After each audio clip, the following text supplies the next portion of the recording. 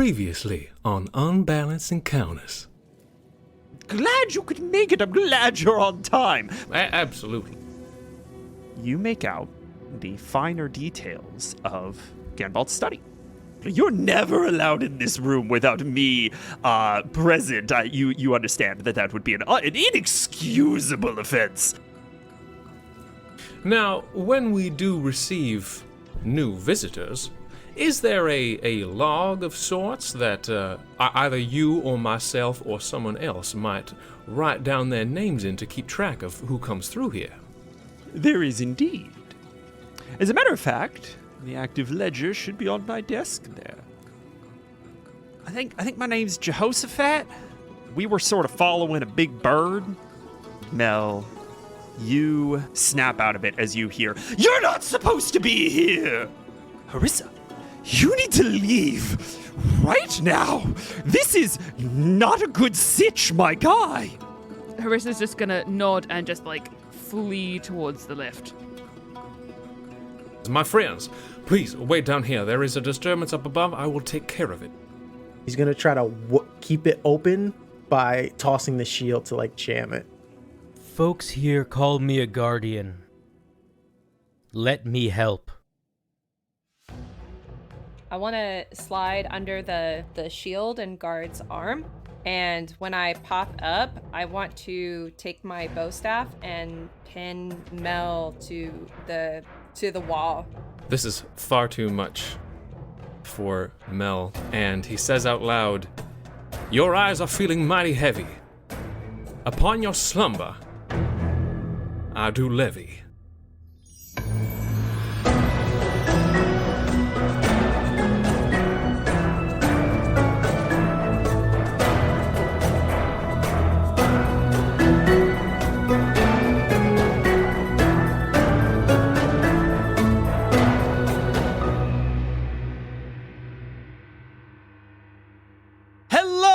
And welcome to another episode of Unbalanced Encounters, the show that dares to ask, how many times can we practically kill Harisa? I'm your host, Patrick Perini. Say hi, everybody.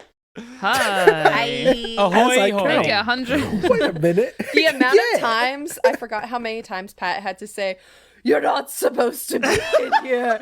Last episode. 8 times in the last episode. Oh, it's great. It's great. I had plenty to choose from when I was doing the intro cut. I was like, which one sounds the most intimidating? It's become the man with no boots. The man with no boots? Yeah, true. The man with no boots. This is fucking Sam's favorite sound in the known universe. Listen, I know we usually do some banter up top here, but you're all about to die, and I don't know how much you want to put off dealing with that. So continue the banter, guys. I love you all. Remember this. Oh, God. Mel, you've just cast a sleep spell. Could you go ahead and please roll me those hit point die? Because what is happening is that you are in the greenhouse. You have Isaac off to your left, who's clad only in his bath towel. June has scampered up a tree and is currently being pursued by one of these shimmering, otherworldly elephant pythons. It's the one that you can make eye contact with. A little further away, Harisa is about this fucking close to being put under by another one of these python. Spinx clawing at its face. It is your turn, and you've just cast sleep. What was that number? 20. 20. Where in the room are you positioning this spell to try to, encompass which target?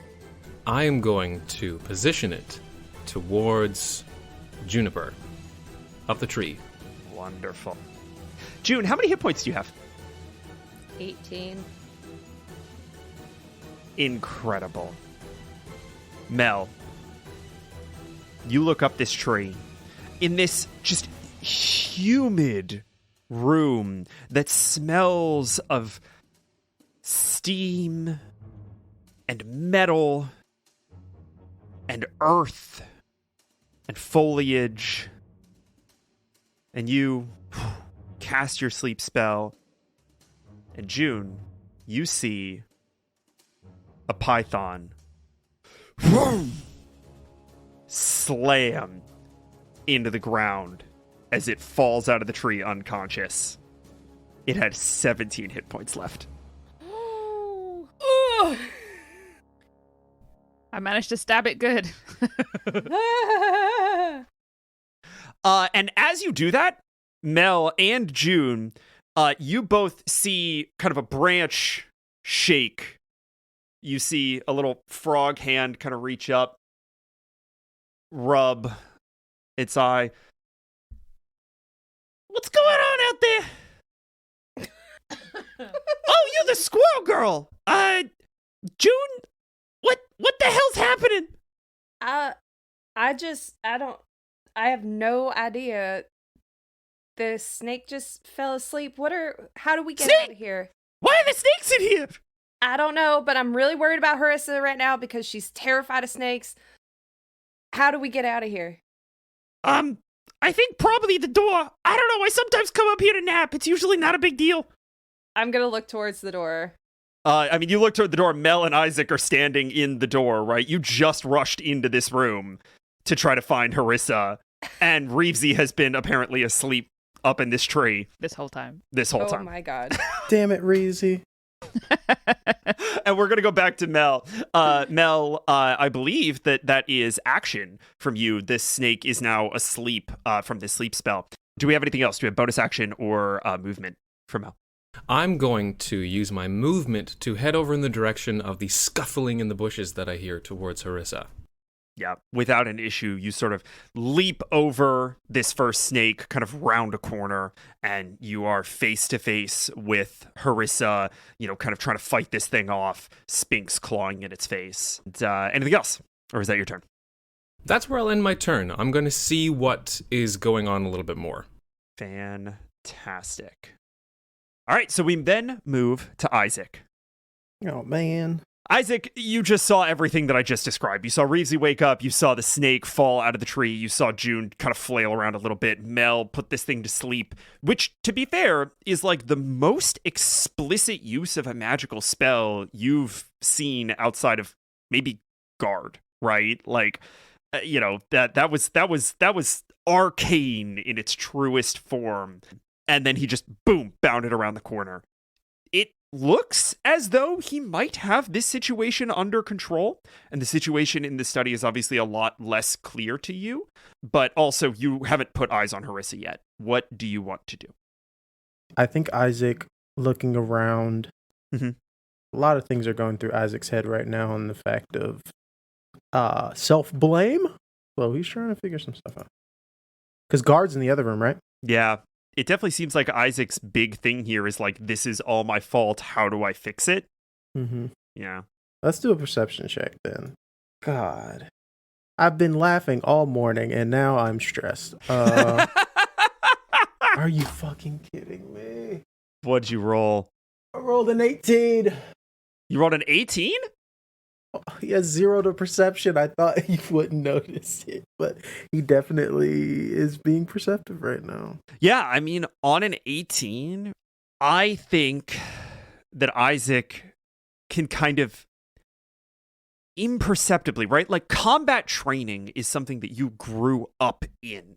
You know what to listen for on a battlefield. And I think that there's an element of, like, you hear the fight draining from Harisa, whatever that fight looks like, however it sounds, imperceptibly, right? Like it's slowing down, and that's not necessarily a good sign, right? And I think you definitely get that on an 18, but also on an 18 you hear crashing and banging and like furniture shifting coming from the study.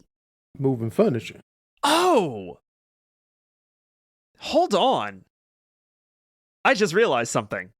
On an 18 perception, that's also high enough to get another little detail off of Mel's turn. Hey, Mel, how does your oath manifest in your bard spells? So because Mel is now in this new world and he's discovering new powers about himself, his oath as a paladin still lingers in his devotion, but it's changing and morphing into more of a bardic style. And so when he casts a bard spell, the Paladin Oath infuses it by deadening the sound immediately around him. Yes! So as he casts his spell, as the poetry comes out of him, all other sound becomes deadened in a sphere around him. And Isaac, on an 18 perception, you know exactly what that feels like. That's what it fucking feels like when you use Lay on Hands. What? So that's what you get on an 18 perception. Oh, what? So, damn. If he knows that, I think he'd know who Mel is at this point, or some of Mel's history, I should say. And then he would start heading towards the chaos. Which chaos? This naked old ass half orc is gonna start heading towards guard. Okay, so you clock who or what Mel is, and in that moment decide guard needs your help more. Mm-hmm. All right, that's gonna be, we'll say 60 feet of movement to get to the study. Are you just barging in? Yeah. All right, you kick the door in, and we actually are going to go ahead and move to guard, if that's the end of your turn. Bonus section, yeah. Great. We move to guard. Guard, you and Ganbald are legitimately, like, trying to put a dresser in front of this hole as, like, bird claws, like, rip and wrench out of this space. And you are watching this, right? Like you're sort of following Ganbald's lead a little bit here, preparing to sort of help him hold her back while he tries to, kind of more thoroughly subdue her and the situation. And you catch a glimpse of just like one massive bird's eye, bright yellow slit pupil that wrenches open in the blackness and stares at you for a moment before you hear and Isaac is standing in the doorway, mostly naked. What do you do? When there is that moment of eye contact, aside from the overwhelming intensity that you would feel from just seeing a creature with an eye that big looking at you, are there any other sensations that I get, or like good or bad or anything? Or is it more just like, oh my goodness, that's a big eye? That's a really good question, and I think that, like, my answer for that might be a little bit different for guard, right? I think that if it was anyone else in the party that had kind of made this eye contact, I would, without hesitation, say, like, cold, empty, lost, scared are things that you would feel in this moment. But you're a guardian, so I'm gonna actually ask you to make me an insight check, if you don't mind. Not great. 11. Exactly average. I don't think that guard feels almost any of those things. Okay. The aura off of this creature is one that doesn't affect you the way that it would affect mortal beings. Instead, I think you see a pretty profound sadness. You see a sense of loss and longing that has metastasized. Okay. As guard is standing alongside Ganbald, he's going to look to Ganbald. I don't think she should suffer alone in there. I understand your position, my friend. I do not think that you properly have respect for how bad of a sitch this is right now. Like, right vibes, but maybe not right approach? I am overstepping. What do I do?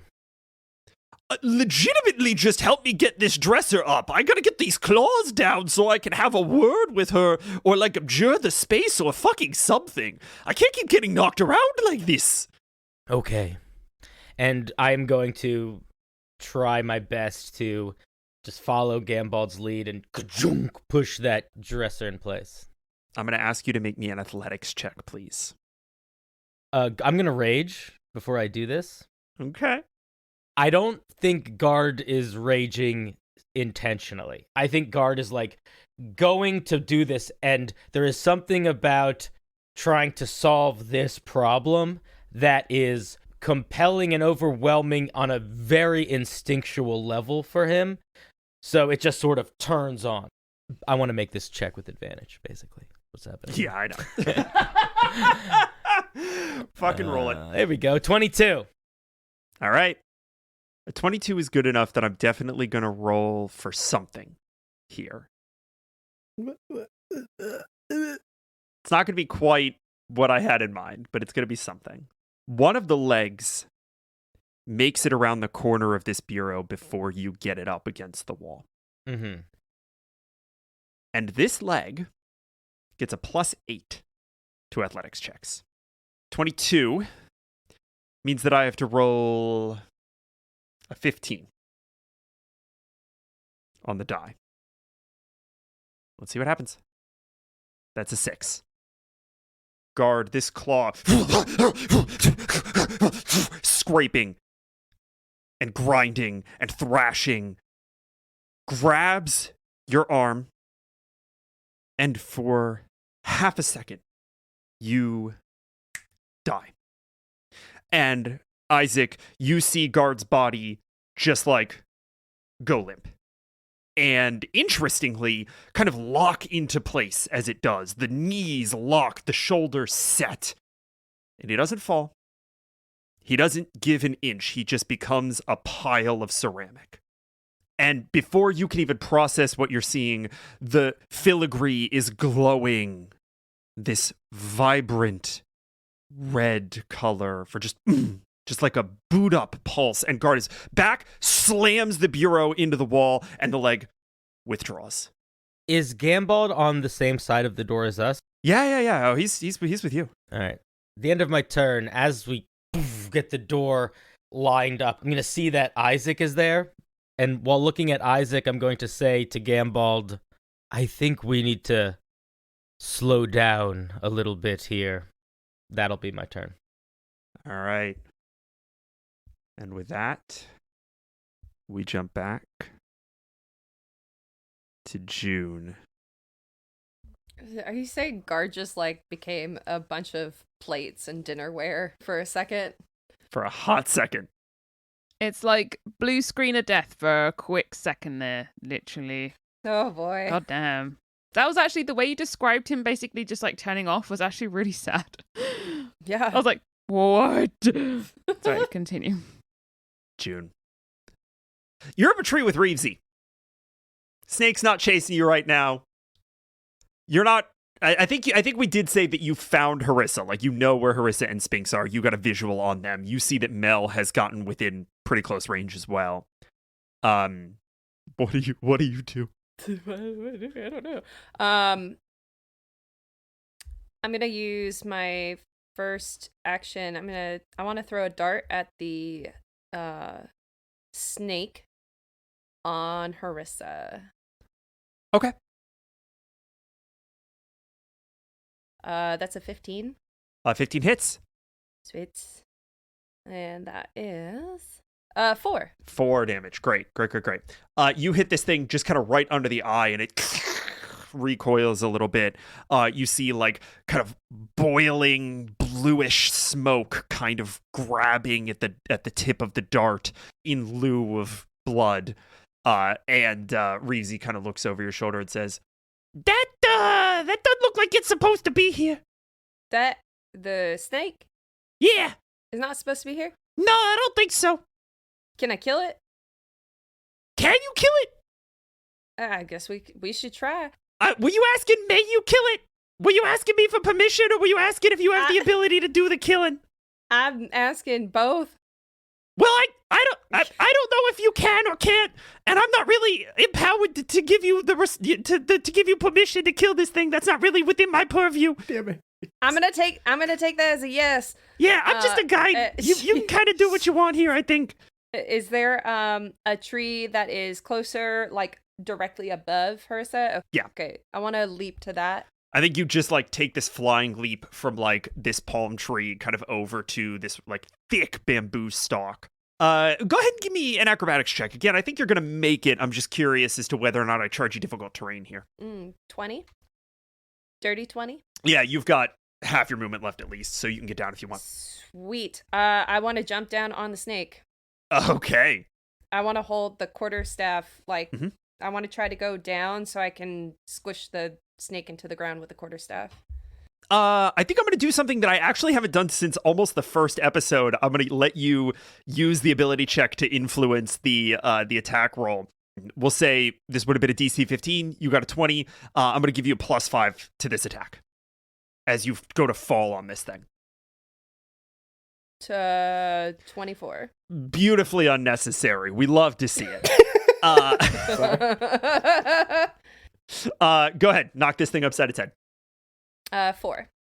Okay, you do 4 damage to this thing, and it is coiled around Harisa right now, like constricting her, and a little bit preoccupied with Spinx on its face.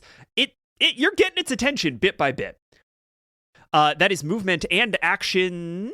Yeah, I'll use my bonus action just to look at Mel and can you get this thing off of her? I shall endeavor. Don't worry, guys, I'll handle the other one. And Reevesy slips down the tree. I'm gonna go ahead and roll for him to hit this thing.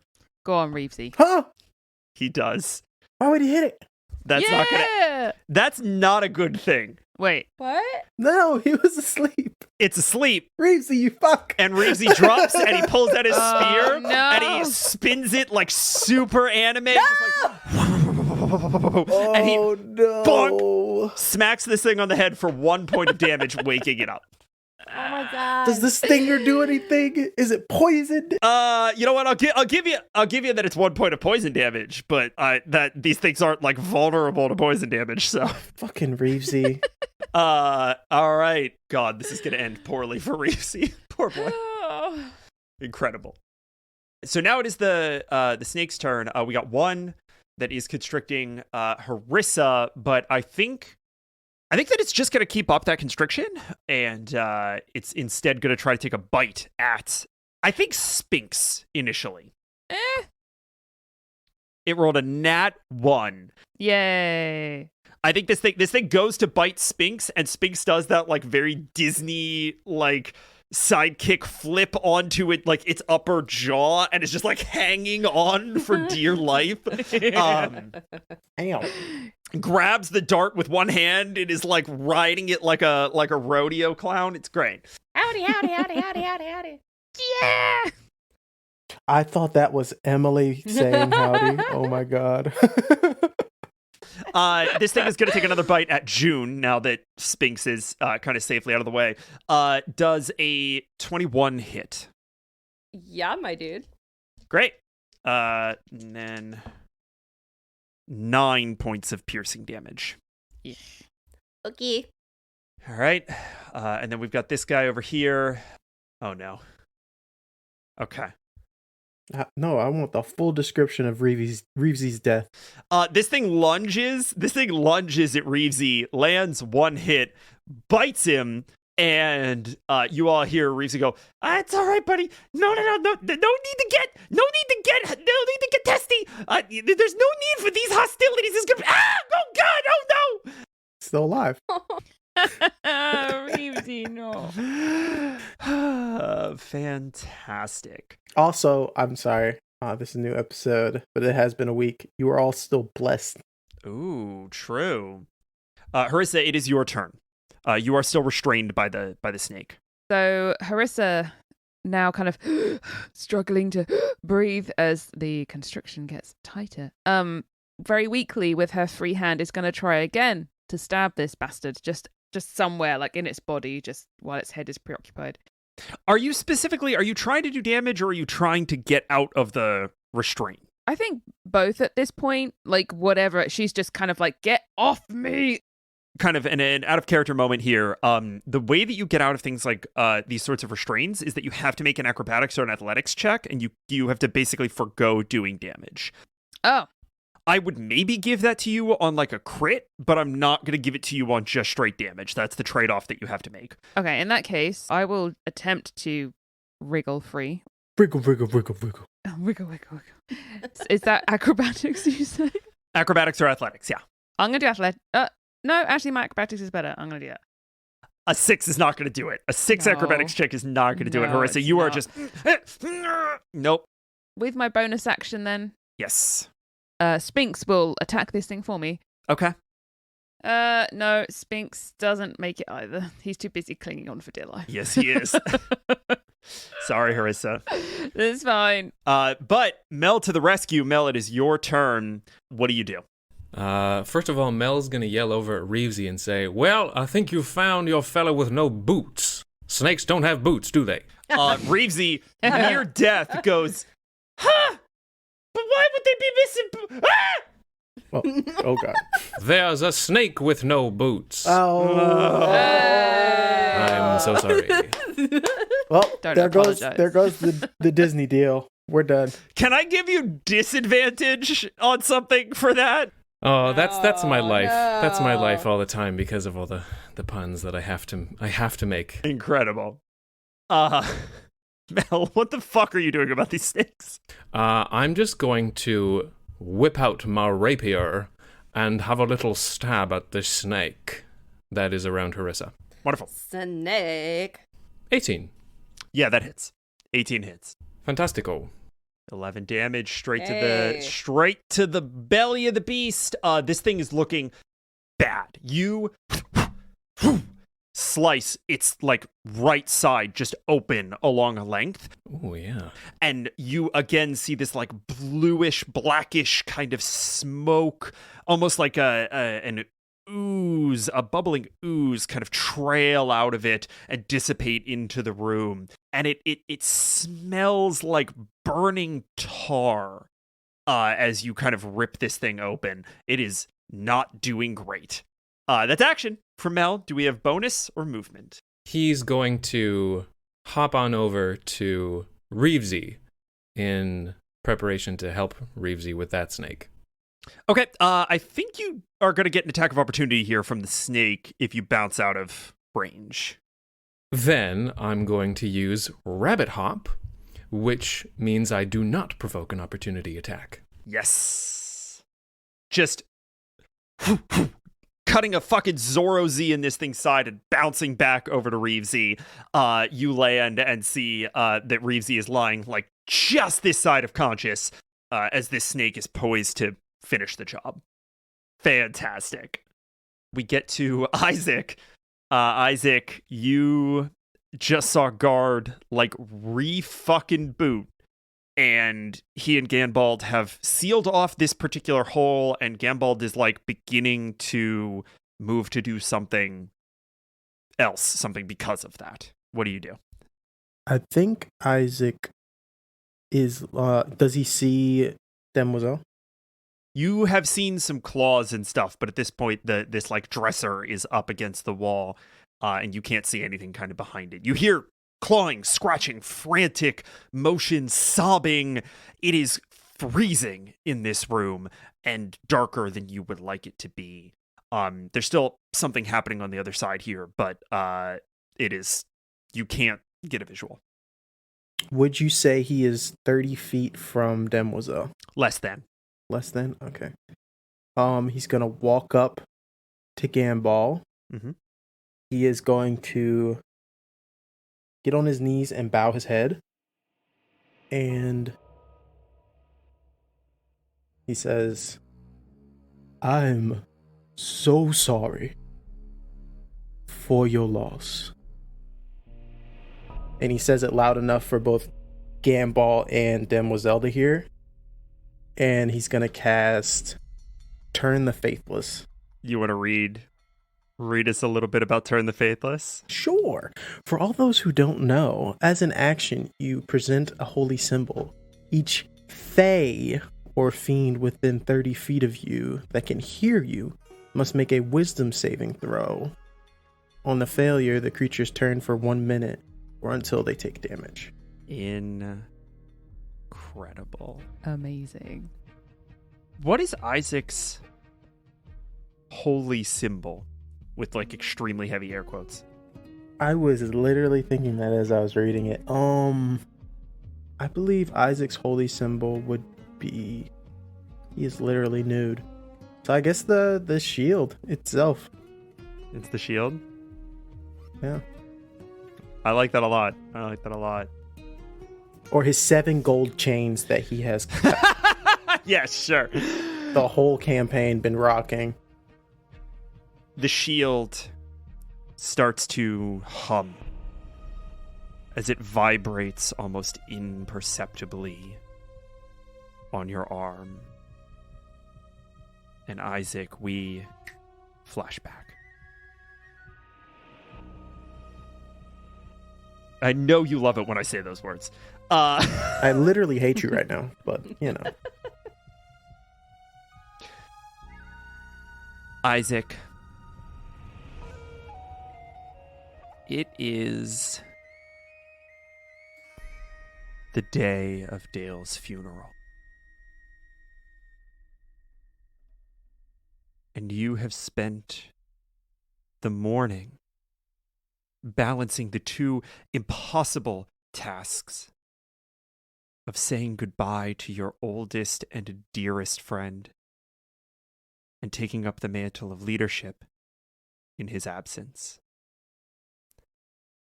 And I think there's a light rain. It's unseasonably warm out today, but still the rain sends a bit of a chill through you that you ignore. And I think that we find you sitting by Dale's grave, which we've seen before.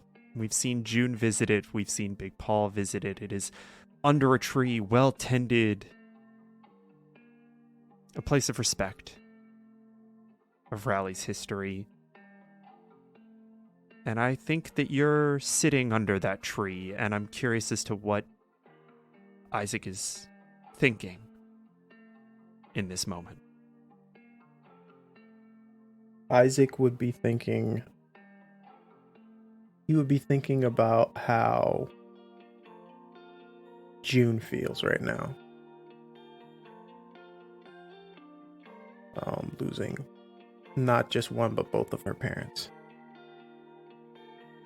And doing everything in his power to not deal with the fact that he's just lost his best friend.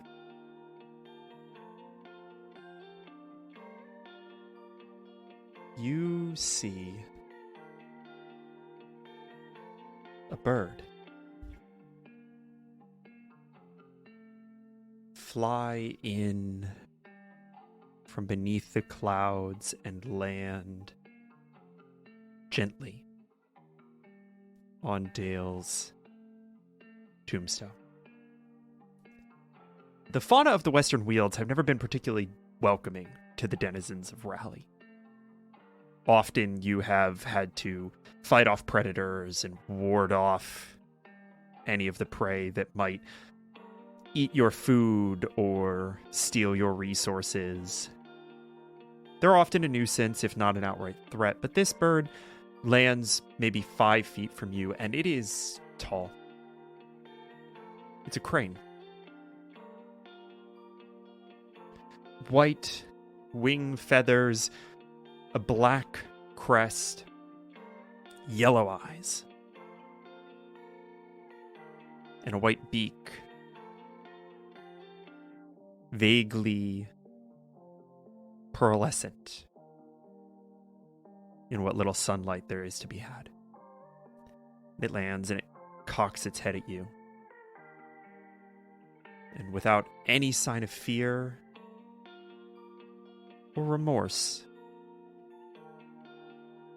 it spreads its wings,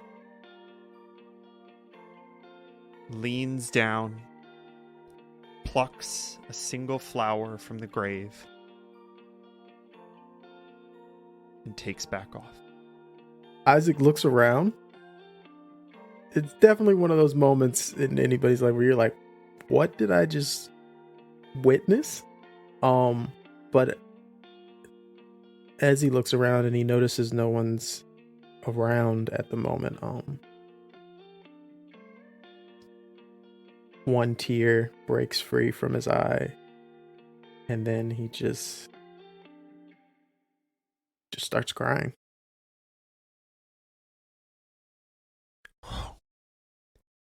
We find ourselves back in the study. This memory crashing into your consciousness as you grieve with these gods. Why? Isaac first came in here to apologize for their loss, but now is in the understanding of what loss is and what it means to continue after that. And it all, like you said, it all hits him. At first he was stern in his bow, but now he's just crumbled into it as the emotions take over. And he just keeps saying that he's sorry. Neither Demoiselle nor Ganbald could fail this save. You feel, for the briefest of moments, Demoiselle voluntarily fail the save. And all of a sudden, a hush falls over the room. Ganbald looks at you and says, I'm gonna ask about what the fuck just happened, but I need all of you to leave so I can secure the area as soon as possible. That's movement and action from Isaac. Is that your turn? Yes. Guard. Isaac seems to have slowed things down a little bit. Does Guard know that he just turned off for a second? I don't think you know what it was. I think that there's, you ever stood up too fast? Every day of my life. Right. You know how, you're out for like a second and you're not, like, time stopped for that moment, but you didn't? Mm-hmm. I think it feels a little like that. All right. Guard is going to stumble off of the dresser that he was, like, leaning up on so hard. I think my rage will probably fade because I'm not going to be doing anything violent this turn. He's going to look to Ganbald for a second and then look to Isaac. I think we have a lot of work to do. Then he is going to put his arm up on Isaac and start walking both of them out of this space. I like that a lot. In fact, I'd like you to take inspiration if you don't already have it. I will. I have it now. Wonderful. Yeah, I'm just going to lead us towards where everybody's getting killed by snakes. out to the conservatory. And I think that we actually cut back to that side of the fight, and we see that the snakes are vanishing. They are boiling away into the steam and mist of the room. And that tar smell is noxious and choking. But the immediate threat seems to have dissipated, with no one being too much the worse for wear, but it seems Reevesy, who is now unconscious on the floor. Reevesy, no! We are out of initiative. Like, Harisa takes the deepest breath, like, Somebody grab that sick-ass spear. My spear now, bitch! Fucking Rob Reevesy. I love it. So good. You all kind of gather yourselves together. I'm curious, for Mel and June and Harisa, is there anything in particular that you are sort of doing as Guard and Isaac arrive in the room and kind of start to usher you all out? June is gently trying to bring Harisa up and, like, checking her to make sure. How are you feeling? Do you feel like any ribs are broken or anything? Are you okay? Harisa is very much leaning on June and sort of getting her breath back after the ordeal. And she I think I remember she got bit quite bad in the leg by the first snake, so she's kind of limping a bit on that. Here, take my bow staff, and June will hand Harisa her bow staff. Thank you, June. And Spinx sort of, Sephra, are you okay? And he's about to climb up onto her, and then stops, and then instead climbs up onto June because he doesn't want to burden Harisa any further. And he's just kind of watching her and just sort of like a bit worried. Melmanon is going to look like he's checking on Reevesy, but he's actually trying to find any keys or anything that Reevesy might have. Ooh, why don't you go ahead and roll me an investigation check? I fucking love snake. Sneaky, right? He's such a sneaky sneakerson. Sneaky snake. Investigation or sleight of hand or... You don't know if there's a key yet, so we're going to start with investigation. I don't think you are even going to need sleight of hand because no one's really paying that much attention. Just a 10. You find a little acorn hat strapped to his back. You find his spear, which, Mel, you've not necessarily really had the time or inclination to process before, but appears to be a stick with a wasp tied to the end of it that's like stinger out. You find, kind of a matte feather cape that he's wearing. And you find a little scrap of paper. And when you sort of take it and you unfurl it and you kind of look at it, you see kind of scrawled in some kind of waxy substance, to-do list. And then it says, nap, find man with no boots, return to Ganbald. It's a hefty to-do list. Can I find something around me, maybe a flower, a deeply purple flower or something, Sure. and use some of the juice as kind of an ink to cross off find man with no boots? Men with no boots. I fucking knew it. I called it. Yes, you can. And please take inspiration for that. That's very fucking good. Well done. Guard, you and Isaac kind of arrive and see everyone kind of hobbling over to the door. Who's taking Reevesy, if anyone?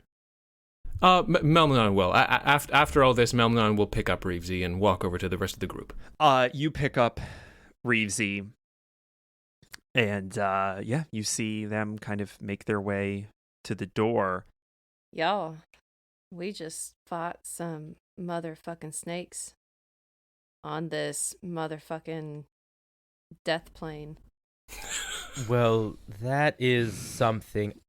I think we need to talk. Oh my god! We are not gonna gloss over that. Excuse me. Well, that is something. What's gloss of over fighting snakes? It was exceptional. What? I was waiting for Greg to freak out. The reboot. Something. He's upgraded to Windows 11. This is it. I'm sorry, Isaac. I don't know if you understand. We just faced an elder god. I feel that we must discuss that with the rest of the group. Yes, what happened in there? Well, May I make a suggestion? Before we discuss this, we might want to vacate these premises. Yes, please, and I need to sit down. Melmanon, do you know of a good place that is a little bit less busy than the rest of the hot springs that all of us might sit comfortably and talk? Somewhere with alcohol and food. Absolutely. I do myself know of the staff relaxation rooms. We can abide in one of those. I like that Harisa specifically asked for alcohol and food. I'm going to keep that in mind. I think that you all sort of collect yourselves and you start moving down the hallway. And as you walk back out into sort of the main chamber, you see that Ganbald is, kind of standing in front of his closed doors. He has this like abjurative rune circle, kind of like hovering in between him and the door. The sort of shawl of knotted ropes is like levitating off of him in this moment of energy and power. And he turns slightly to you and says, "Oh, good, you're all alive. What in the hell is Reevesy doing up here?" "Oh, no, that's the final straw. No one is allowed up here ever again. I thought I had made myself quite clear. Mel, get them all out of here immediately. I will deal with you all later." At once. Harisa, give me 1 second, just 1 second. okay. And June wants to run back over to Ganbald really quickly and say, I'm leaving. I swear I'm leaving. Just want to let you know, he did not have, Rabbit Man had nothing to do with us. We actually forced him and the smoke spirit to let us up here. So please don't be mad at them. We wanted to help our friend. I don't know what she was doing up here. Okay, I see that look. I'm leaving. Okay, bye. She'll turn around and run away. As you continue to talk, like you sort of juke him a little bit, and the spell sort of fades a little bit. And as you continue to talk, you keep distracting him, and it eventually does fall. And he looks at you and says, I am not mad. I'll be honest with you. I'm very mad at Reevesy. He knows better. I am not mad. He was taking a nap. In an incredibly unauthorized space. June, let's not make it worse for Reevesy right now. I'll deal with Reevesy later. I am not mad at Melmanon, who has done nothing but the best at his job in this moment at least. And I'm not particularly mad with any of you. In fact, I'm rather grateful to both of your friends here for helping me deal with this crisis. However, the crisis only occurred because Harisa was out of place and out of line. This world, this building, does not have many rules. And the rules it does have, it has for a reason. I'm going to step forward, kind of put myself in front of Harisa a little bit. With all due respect, Harisa has spent almost all of her life working under the thumb of those that have rules that are not particularly just or well thought out. It is in her nature to be defiant to this sort of thing. And I do not think she meant any harm. Ganbald kind of puts his feathered fingers to his temples. I think we should go. I don't. I swear to God, lizards. You can't teach them anything. All right, listen. There won't be punishment. That is not the kind of place that this is. I am grateful to you, God, and to you, Isaac, although I still don't quite understand what it is that happened in there. The upper floors of this building are, from now on, off limits to everyone. I will be putting the same arcane wards that guard my study on the lift for this floor. If you take it again, you will stop existing. I would like to just say that I never intended to intrude. I just needed to speak with you. I will make any time you want. I've got eons. You're all here for the duration, baby. It's gonna be fine. That is what I need to speak to you about. Well, let me finish up here, and I'll get with you soon. And I would like just to say, I don't think Harisa did anything wrong, by the way. And excuse me, I think you said that I was a god, so I think A very small I get god. to say that you are being very mean, but she appreciates you not punishing her, and she is sorry, and we shall go. Come, children, let us go. We shall go. We'll go get food and leave this man. He needs a timeout, so let us leave. The lift clunks open. As I'm assuming, when June went up, Isaac took hold of Harisa, and he'll cast lay on hands as he's helping her walk as they get guided to the lift. Thank you. What you at, dog? Do I get health back? How much you need? I only have 2. You only have 2. He gonna give you the whole 15. Actually, he's gonna give you 14, and he's gonna flick Reezy in the forehead for 1. You see Reezy just like, huh? Did I win? I think I did pretty well.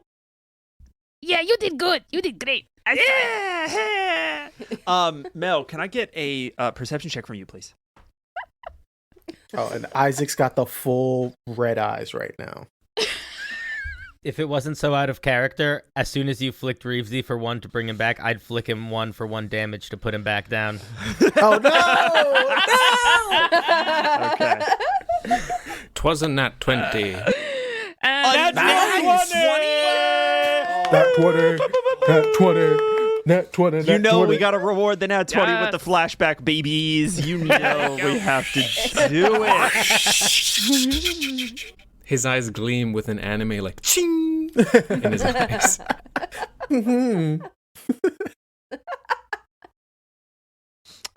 Craig, I'm gonna ask you a question about the aggro wardens. You got it. Would there have been like sparring matches, training, like kind of I'm thinking like boxing exhibition kind of vibes where it's like the higher ups are sparring to train and then it's also kind of a spectacle. Is there anything kind of in that universe that makes sense to you?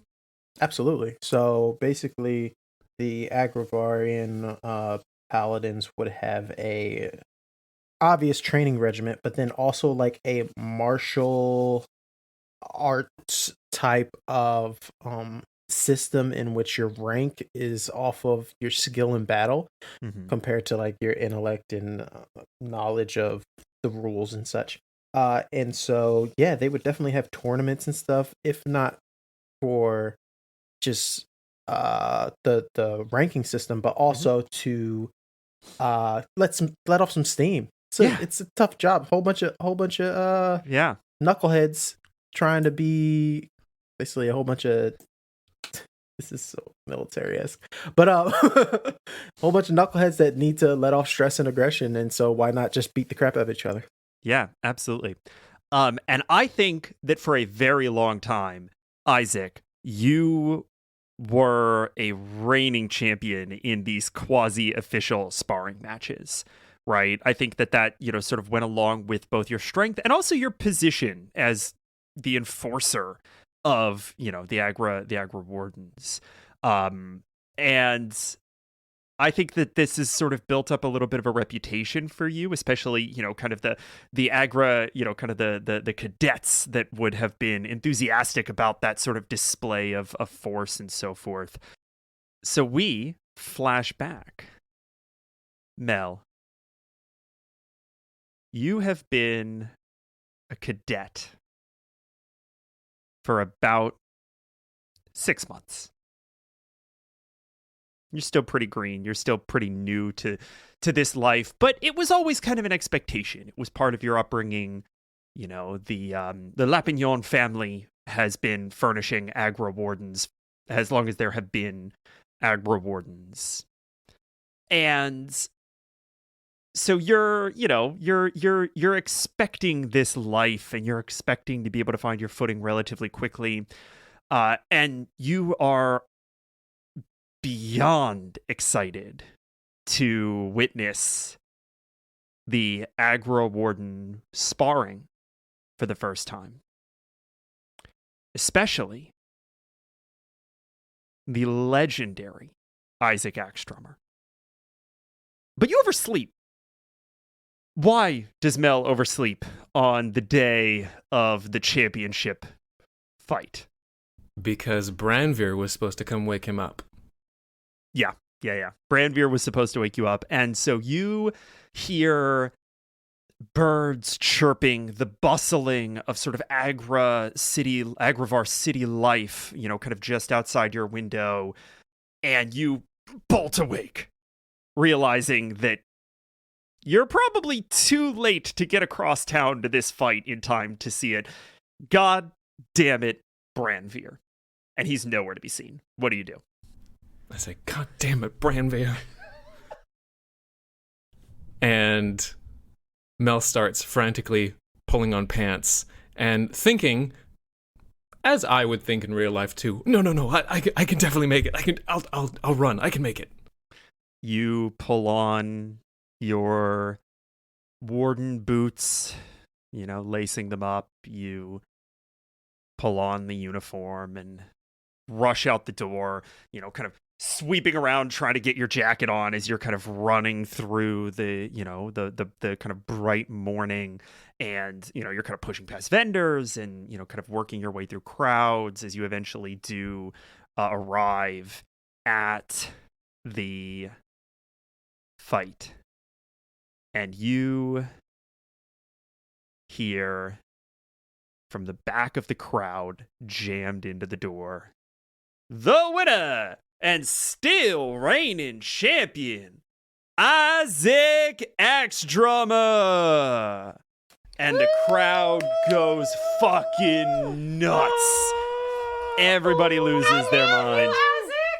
All of these aggro wardens, all of these cadets just like cheering and freaking out and being so enthusiastic. Yeah, oh my god. He's so handsome. And Mel, I think that you push your way through the crowd a little bit and you find Branvir. What does Branvir look like? Branvir is actually fairly similar to Melmanon. They're both, sandy-haired in color, about the same height, fair complexioned, not excessively handsome, but, rather plain, but, if they put the effort in. I don't know why that's important. It's important to our listeners. They clean up well. Absolutely. I love it. They can clean up well. Perhaps Melmanon looks better now that he has more rabbit-like features in the afterlife. But I think Branvir is dressed very similarly in cadet uniform. But the main difference is Melmanon has short hair and Branvir has staunchly refused to cut his long hair, and it's pulled back in a ponytail. Which is a thing that Agra cadets don't often get to do. He had to talk his way into that. And you sort of, push your way through the crowd and you kind of turn, kind of Branvir around, and Branvir turns to you and he goes, Mel, hey, it's good to see you. I'm glad you made it. I mean, you're a little late, but, Well, yeah, I wonder why I'm a little late, huh? Oh, shit, I was supposed to wake you up, huh? Oh, shit, yeah, huh, right? Fuck me, buddy. Sorry about that. I totally fucking forgot. Man, that's on me. You missed a hell of a fight, though. Isaac damn near killed that guy. I thought he was going to bring the axe out. It was ridiculous. Yeah, well, I'm going to need you to do a whole reenactment for me, all right? Oh, wait, hold on. No. One sec. No. All right, here's what's going to happen. I'm going to give you a boost. You can get him. He's on his way out. You can just see him. Come on, here. And he cups his hands down for you to step up into. Oh, all right. Oh, and he pops you up, and you kind of stand teetering above the crowd, and you catch a glimpse of Isaac Axdrummer as he walks out of the room. And there is a reverberating silence that seems to emanate off of him in this moment. Oh, god damn, he's so vascular. And we flash back to Isaac's lay on hands, and that reverberating silence hits your rabbit ears. Any doubt you had about who this man was is gone. This is the Isaac Axdrummer, second in command to the Aggro Wardens, the man wanted by the Lord Governor. It's him. Oh no, what's gonna happen? I'm so curious. Everything's building. Oh boy, I hope everything's all right. These are the thoughts that I am having, and they might be the thoughts that you are having. But now we're going to hold those thoughts inside for a second because it's the mid-roll. Bum. Welcome to the mid-roll, where we talk about other things than the show, but that are tertiarily related to the show. For example, do you want to support what we're doing? Well, for just a few bucks a month, you can support us on Patreon. And by joining our Patreon, you get access to all sorts of cool stuff. You get to name NPCs. You get to create magic items that can show up in the game. And you get to be a part of our special little family. Isn't that just wonderful? Well, I think so. Otherwise, I wouldn't be interrupting the broadcast to tell you about it.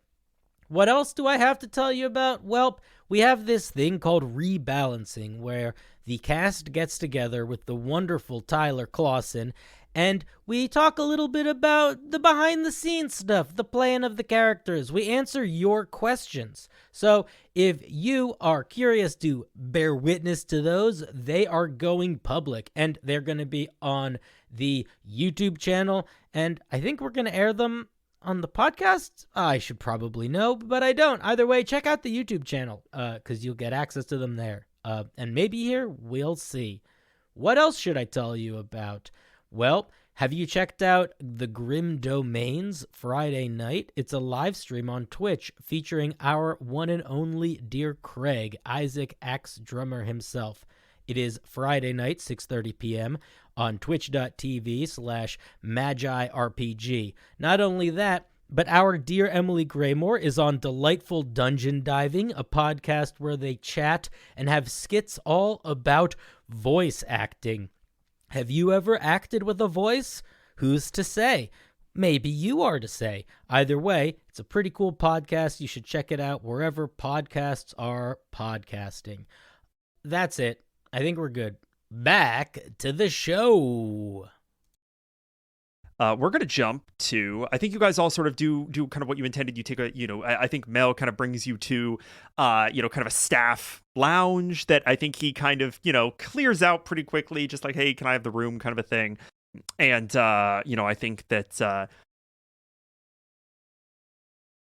it genuinely, like this staff lounge looks, I want you to picture like karaoke bar, right? Like, I want you to picture just like kind of it's like dark, right? There are a couple of booths and like a big, sort of oaken bar.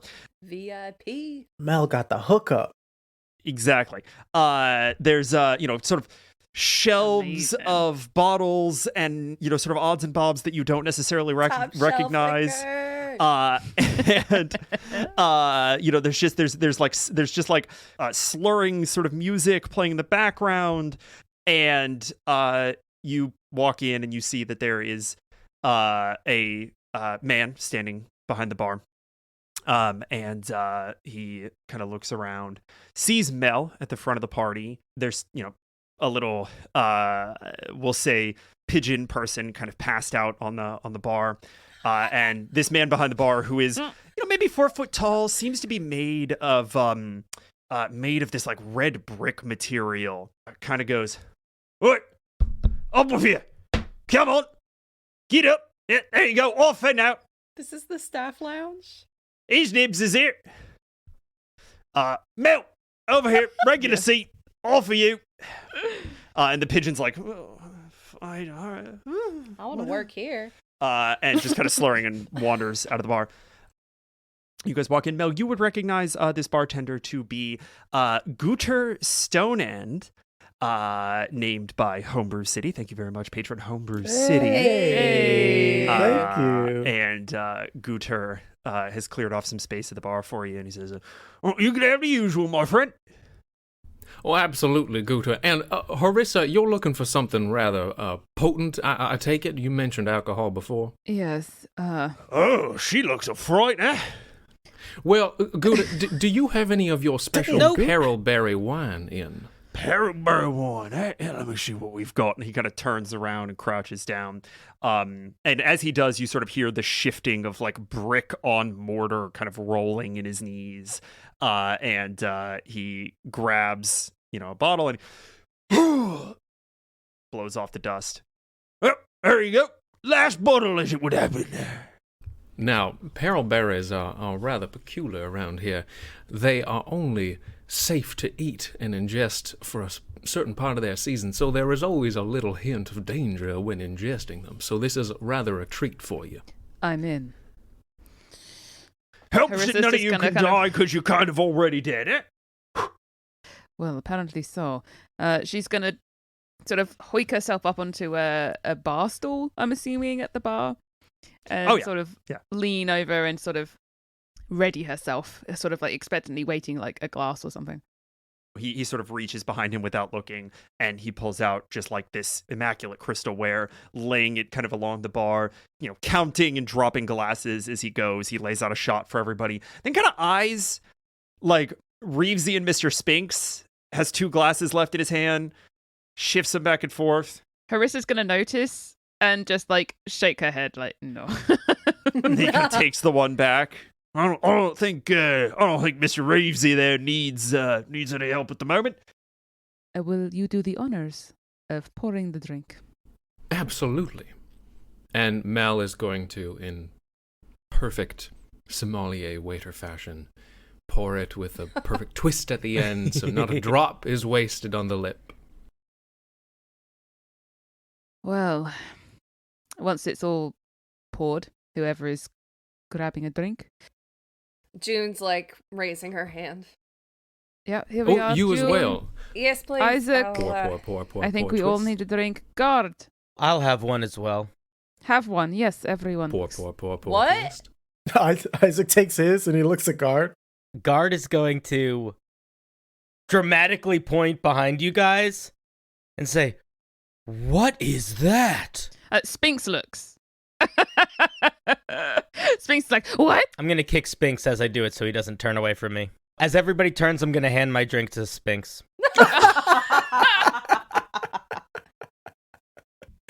Oh. Okay. He's going to kind of hide it under his frill. I must have been misinformed. Oh, shit. Oh, he drank it. Where did it go? Isaac's just looking all over Guard. Harisa's too busy just like necking the drink to even notice. She's not even going to bother with inside check. Let me. So Spinx is kind of surreptitiously sort of lift it and.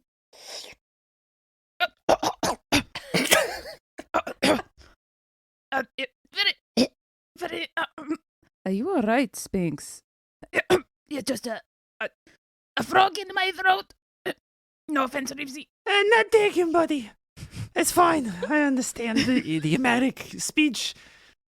Oh, sleepy. Would you like some chocolate, by the way? I think we have chocolate that might help you. Hey, you got chocolate? Yeah, I'd like some chocolate. That'd be very good. Harisa gets the little tin out of her pocket and gives it to Spinx, who rushes over to Reevesy and opens it up. And there are 10 good berries. I get 10 good berries? Yes, 10 good berries. There are 10 little chocolates in there for him to help himself. You see Reevesy just like tongue out and back in and goes, Oh, I feel like my current HP is doubled from 1 to 2. That's pretty nice. That feels very good, yes. And he sort of pulls out his to-do list. Wait a minute. Did I find the man with no boots? Yes, well, right before you went unconscious, he ran by and stopped to talk with you, actually. You don't remember this? No. Do we hear this conversation? You guys can hear this conversation, yeah. I'm assuming so, yeah. You hear Mel lie to Reevesy. No, I don't remember that at all. It was a riveting conversation. Really? Was I erudite? Oh, my friend, I was about ready to ask you if I could have elocution lessons from you. Really? I mean, thanks a lot, Mr. Lapignon. That's very kind of you. I guess, did he get to Ganbald okay? Oh, yes, it's all been sorted out. Okay, wonderful. June is holding her drink, just jaw on the ground, like. I suppose Harissa just pouring herself another. another job well done. Hey, buddies. It's good being a guide. Well, they say you are the best, and yet again you prove it. I don't know if I'm the best. I'm just a guide, and it's all in a day's work. I appreciate it though. Thank you very much. It's very kind of you to say. I think you're the best. I thank you, Mr. Spinx. You're very, very kind. I'm inclined to agree with your discerning taste. Reevesy, Yes, God? leave. Okay. Honestly, I think I'm off duty right now for the minute anyway. Y'all have fun in here. I'm gonna go. Bye. Reevesy's like half dead and is like, leave. And Reevesy walks out of the room. Isaac would just, out of force of habit, take the bottle and pour another glass, but just leave it there. Melmanon, I think you might be able to help us. I think we might be able to help each other. As you say that, Guter kind of throws you a look of, kind of like, is this one of those conversations that I shouldn't be hearing? How does Mel sort of respond to that? Mel gives a slight nod of his head. You see that Guter's ears just like close in on his head, and he just keeps, he goes back to polishing the bar. How convenient. If you do need him, though, just give a knock on the table. He can feel the vibrations. I wish I had some of my fellow Rallians could do that, or I could make them do that. I'm sorry? I was saying I wish some Do of what? And she'll lean over with her big ol' squirrel ears. Isaac grabs the squirrel ear. I wish some of y'all would mind your damn business. And then he puts it. I saw Demoiselle. Oh. You did? She looked at me. Did she say anything to you? No, but she also said quite a lot. I do not think she is mad at all. I think she is sad. I think she is hurt in a way that we cannot solve by simply walking towards it. How would you suggest we proceed, then? I am not sure this is a problem with a fast solution of any sort. The way that she looked and sounded, I've only ever heard something like that once before, and I do not think that those wounds have healed, and that was about as far back as I can remember. You are a fascinating creature, God.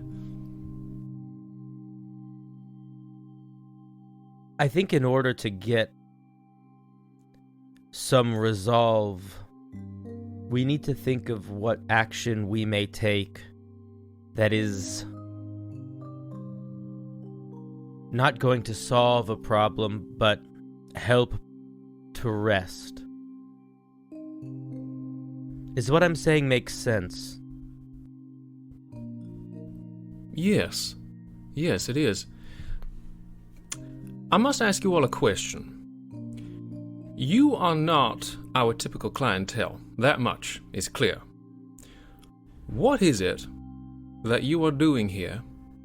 And more than that, what is it you are trying to achieve? Isaac turns to June.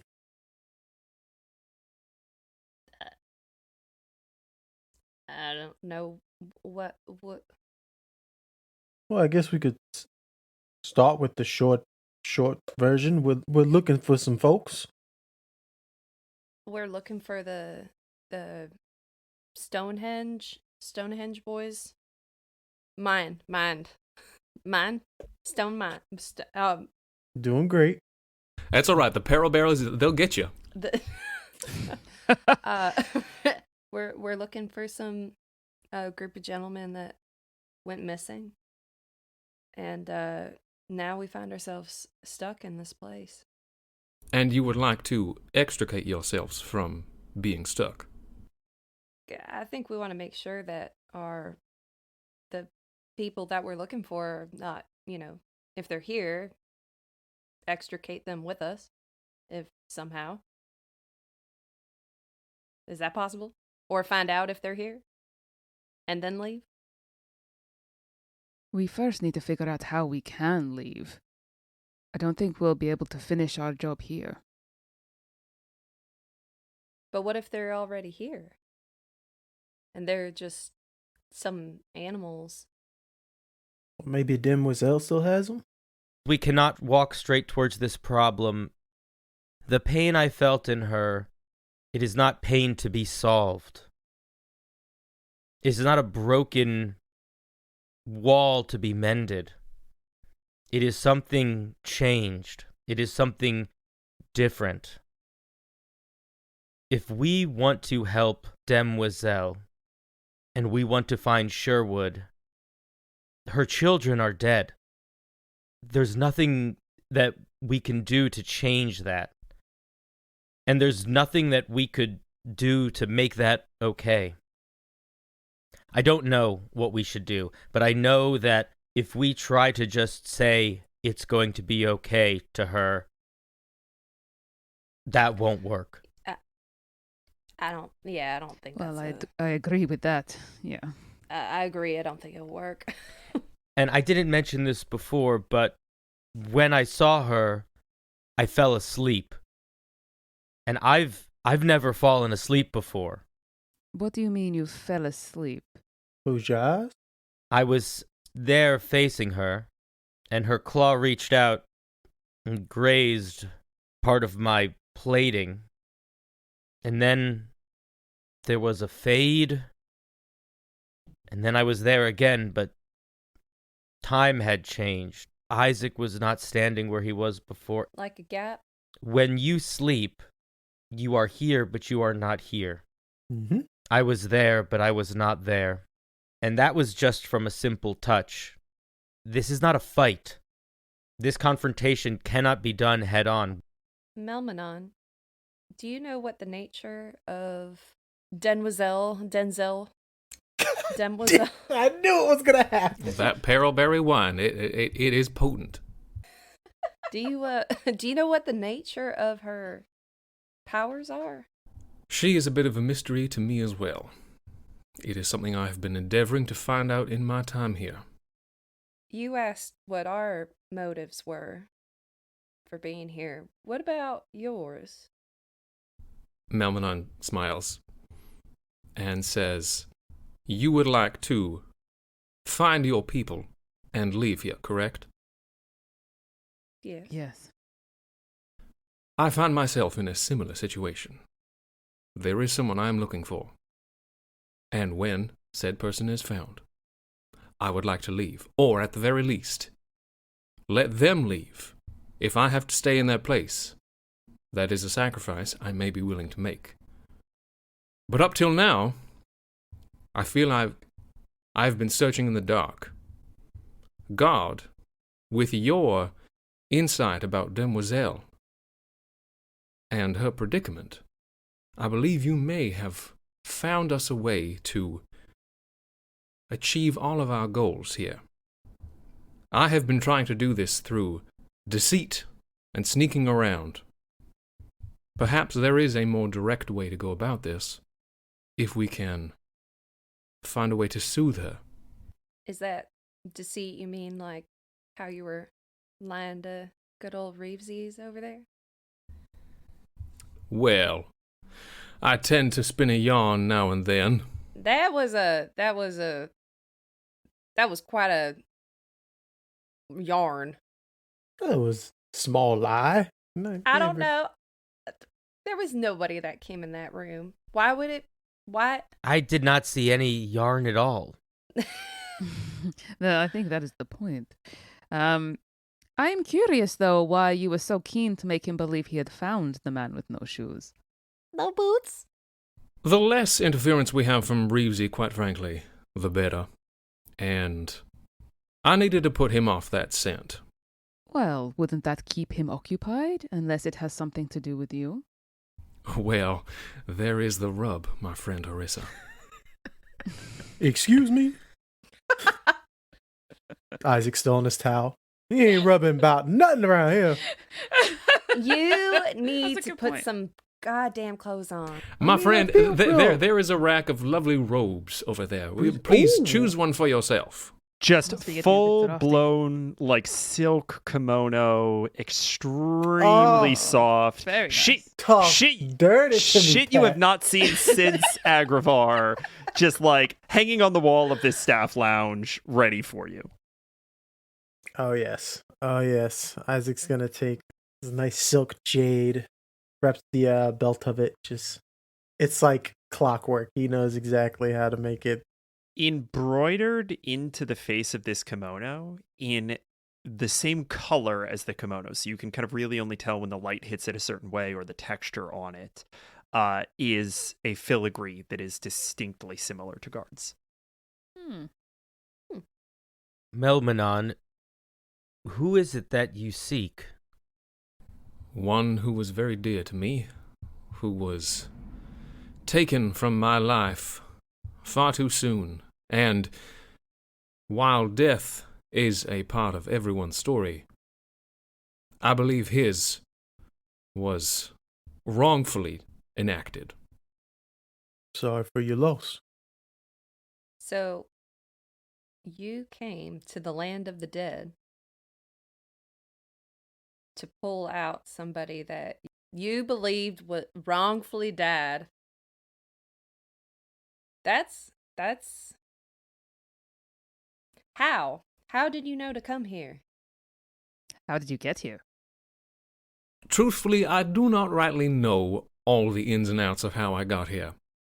I was searching for a long time to find a way to find someone to barter with, to go to wherever we go when we die. I did not know where that was, what that was, or how that was. But along the way, I found myself enchanted, or attempting to be enchanted, by Demoiselle, and being taken to this plane. I realized what was happening before my companions did, and while they were taken against their will, I submitted to it. I saw this as an opportunity. And once I was here, rather than having all of my memories stripped, as many people are when they first arrive, I maintained them because I submitted to it, because this is what I was seeking. And I was able to start planting roots, in a manner of speaking. I did not, in the traditional sense, die to get here. And it seems as though neither did you. Yes, the difference is, though, we somehow managed to find a route here, a path, instead of Demoiselle leading us or taking us. I'm sorry, you found a path here? Yes, we were trying to track down our friends, and funnily enough, found your boots in the process. And we ended up meeting Reevesy. We don't know what and where or how we crossed the threshold, but we just walked in. And this is why I'm confused that I can't just walk back out again. Melmanon takes a glass, pours a big swig of the perilberry wine, and knocks it back. Harisa holds out hers for another as well. I was like, come on. No, I'm gonna need to finish this. If there has been a direct path in and out of this place the whole time, I have been wasting a hell of a lot of my time here. This is why I needed to speak with Ganbald so desperately when he said there was no way out. There has to be. Can I get everyone except Mel to please roll me a retroactive perception check? I'm going to make mine active instead of retroactive. I don't know that that's legal. Perception, you say? 18. All right. Very good. 11. Ooh, 19, boys. Hey, 11. Harisa and Guard. You didn't think anything of it at the time because the situation was so chaotic. You had the Myconids to fight off and Reevesy to save immediately upon exiting the bramble patch. But you can't remember seeing the exit. Oh. Like it had closed behind us? you don't want to put that fine of a point on it, right? Like, you didn't see it close. You didn't see it disappear. You just don't remember seeing it still there. And again, that doesn't even occur to you until you are hit with Mel's glowering disbelief at the idea that there is just an exit. What if Demoiselle did bring us here? As far as I know, that is the only way to get here, but you are saying you did not see Demoiselle? She did not escort you here? Not personally, but it was a strange path that we walked, and Guard kind of looks to the rest of the party. As far as I'm aware, we largely represent the closest thing to individuals responsible for her children dying. Could not a part of her, that anger, that sorrow, pulled us here? Now that is interesting. On many accounts. How is it you are responsible for the death of her offspring? On an individual basis or as a collective? Well, if individually or collectively, did one of you do it or did all of you do it? I'm the main culprit of it, basically. In starting the lumbering town that's been chopping down the trees. The elderberries seem to be the same thing that we use, or at least the Empressar uses, and it was a resource.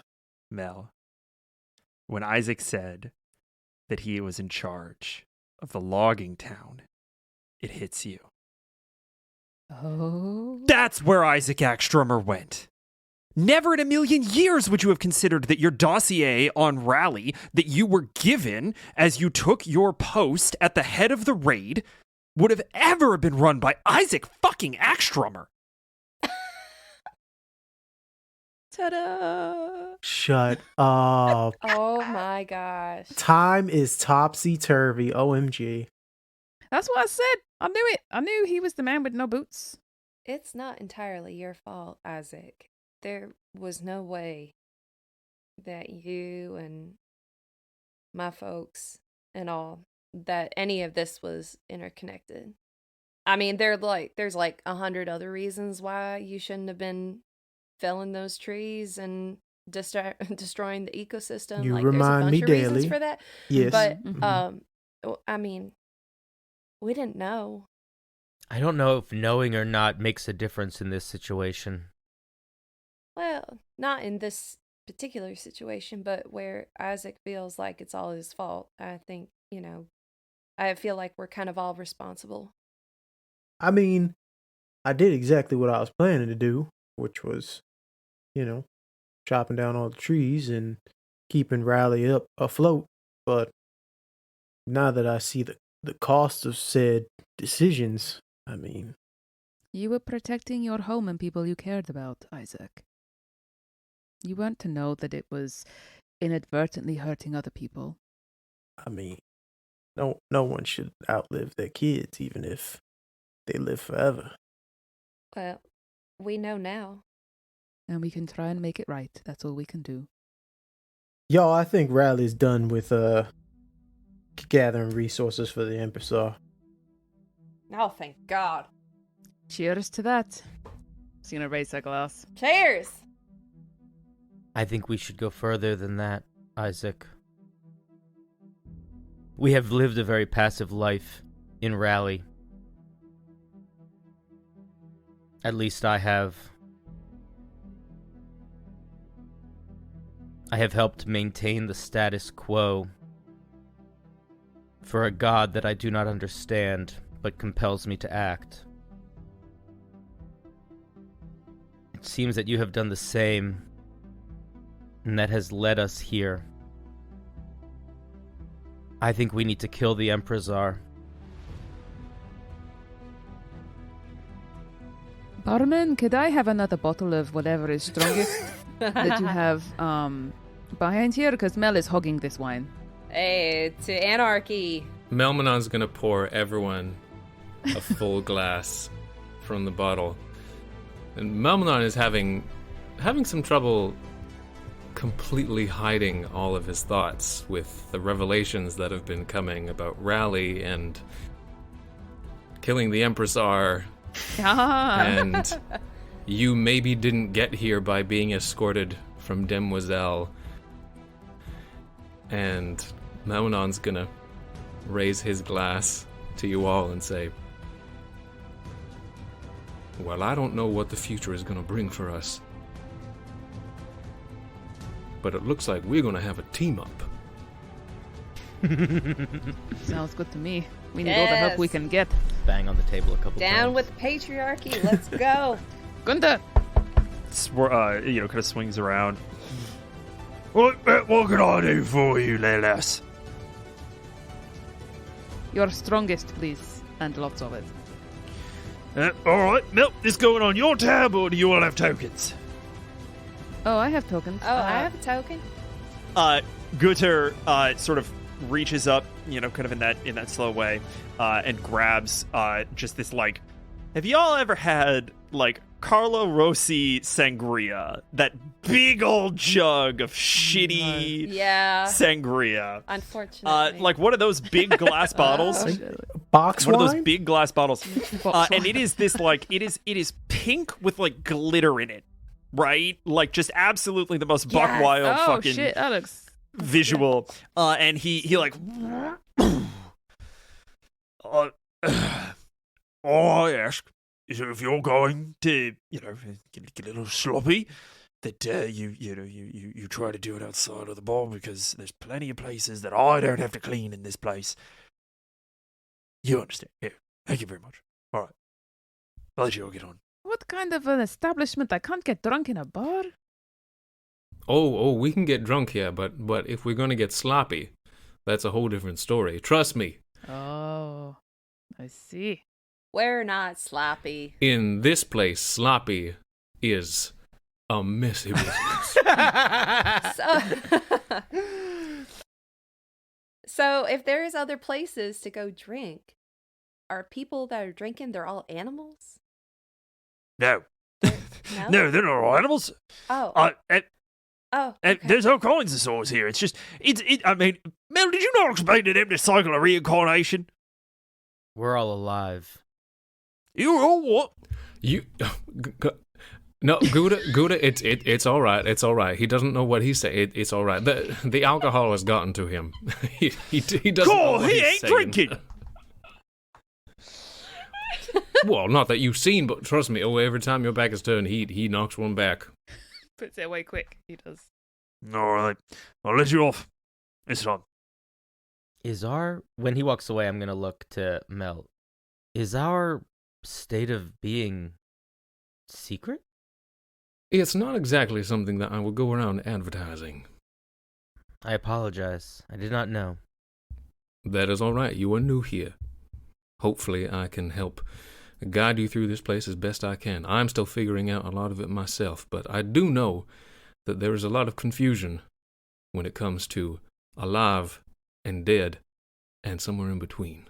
I think on that, I want to take a step back, and I want to reiterate a few things that I think we all kind of, for our listeners, that we all know, sort of are true. Yes, please. And, kind of reiterate goals, right? So we know that you are all looking for the Minehead boys. We know that there's reason to believe that the Mineheads are with Demoiselle.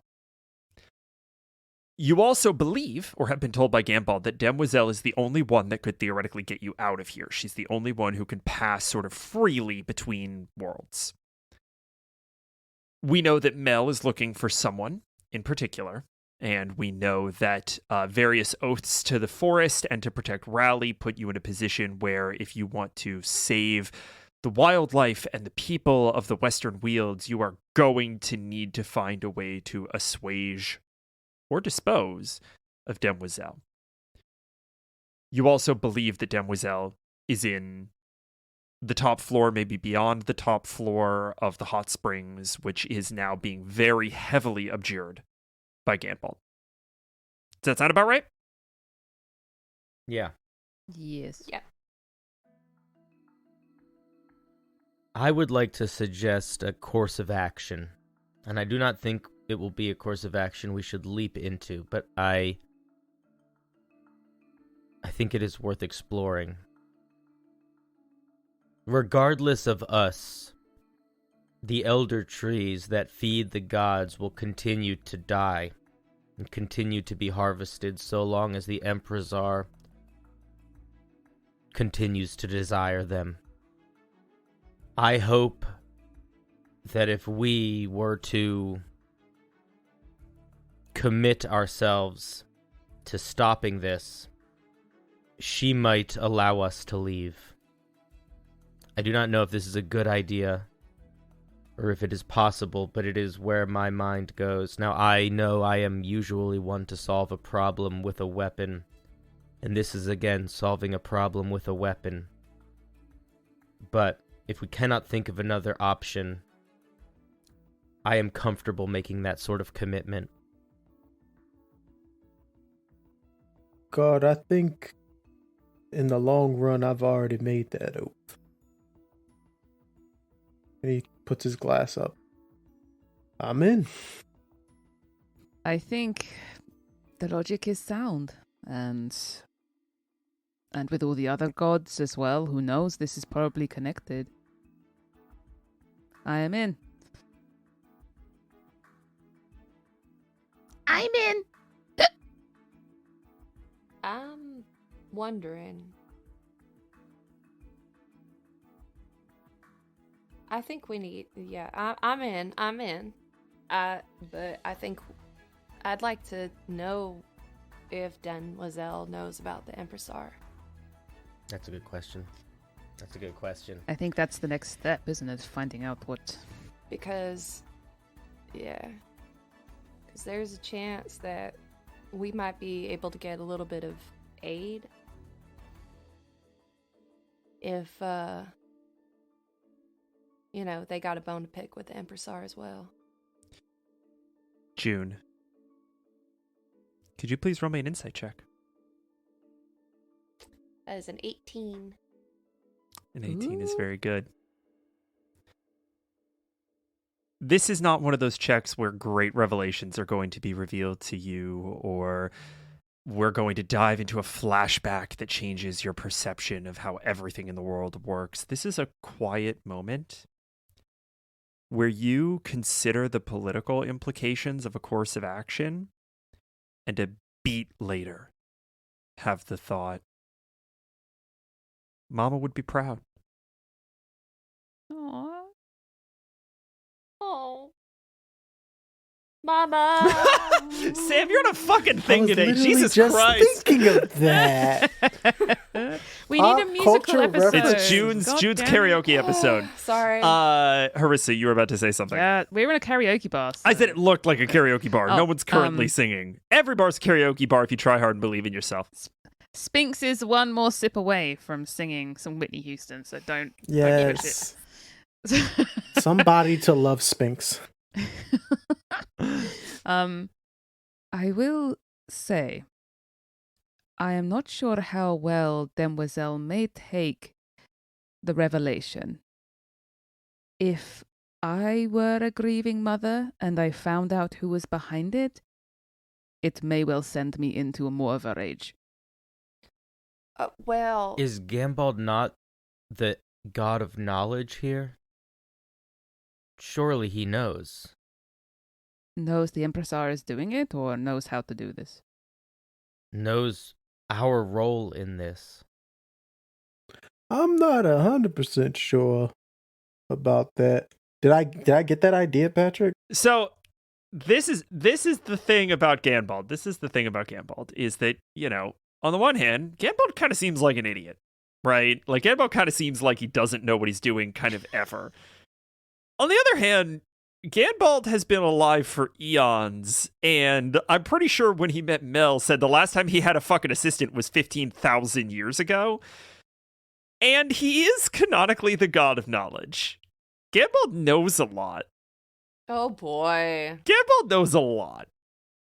But I'm not sure you know how much he is able to sort of connect the dots meaningfully around those things. He's just a Mm, giant encyclopedia, not necessarily like. That's so funny. Melmanon, I'm curious. You have been here longer than any of us, yet you are. And a guard kind of comically is going to lean down and try to whisper, alive, like we are. Amazing. Does this path align with what you are seeking? I know not where my companion is. I have not located him. But we are on parallel tracks here. It seems it would be in all of our best interest to work together. So, short answer, yes. What's your buddy's name? So we could also help ask around. His name is Branvir. Branvir. Isaac. DM. Isaac, go ahead and roll me a history check, please. 13. It's nothing like Branvir's a name. It's an Agra name, but at this point, you know that Mel is from Agravar. So, yeah. Mm-hmm. But I know he was a warden. Yeah, Is I mean, that you the could vibe I you got could from make the the- guess that Branvir was a warden, but it not you haven't placed either of them as people you would have known personally. Right. I just know he was in the ranks type deal. Correct? Mel, yes, yeah.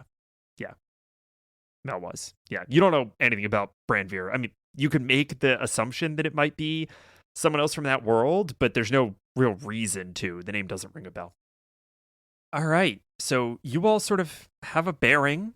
You have an accord, which is exciting. I think you all have like kind of finally come together on a unified like end game for the first time ever. Hey. Yay. See, this is what a drink does then. Just got a drink. Alcohol solves all problems, Right. Patrick. You didn't know that? That's a joke. That was a joke. So you all sort of again you have a bearing, you have an accord. I think that's very, very exciting, but I also think that it is not something that you have like a concrete sort of next step on that is sort of like a very obvious thing that you all need to do, right? I think there's an element of like you've got to maybe find Branvir, you've got to collect a little bit more information, you've got to, kind of feel this place out a little bit more to figure out what is probably your most immediate obstacle, the fact that you just physically can't get upstairs anymore. Melmanon says, I will not lie to you. You have made things rather more difficult with your actions of late, but I believe I still know where we can begin. There is a ledger that Ganbald keeps of everyone who passes through here. If we can locate that ledger, we can find the names of those we seek. I suggest that is where we start. It's a ledger of everybody that's passed through here. That is what I've been led to believe. I think we should do that. Yeah. Where's this ledger? Now there is the million-dollar question. Is it upstairs? Tell me it's upstairs. I think there's a high likelihood it probably is upstairs. Damn it! Yeah, shit. Didn't Ganbald mention something about an office, a study? Those are two different places. So he has his proper office, which is kind of the quasi-public space that you met him in initially, and then his private study, which is where the fight just happened, which you all are not getting into again via the elevator anyway. Harisa will go and look for stairs. Now. What? No. No. No. Can you imagine? Beep, beep, beep, beep, beep. Correct me if I'm wrong, though, Patrick. The keys that Melmanon was given were to Ganbald's office, and not to his study, but to the greenhouse.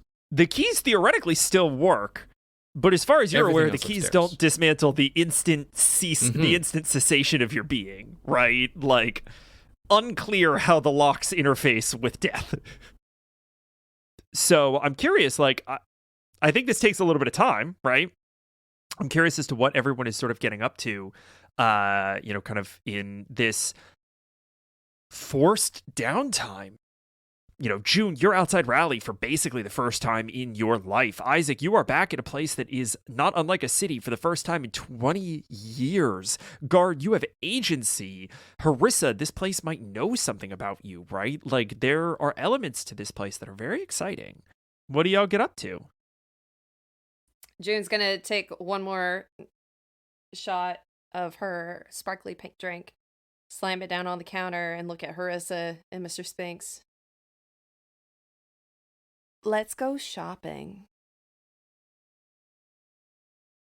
Shopping?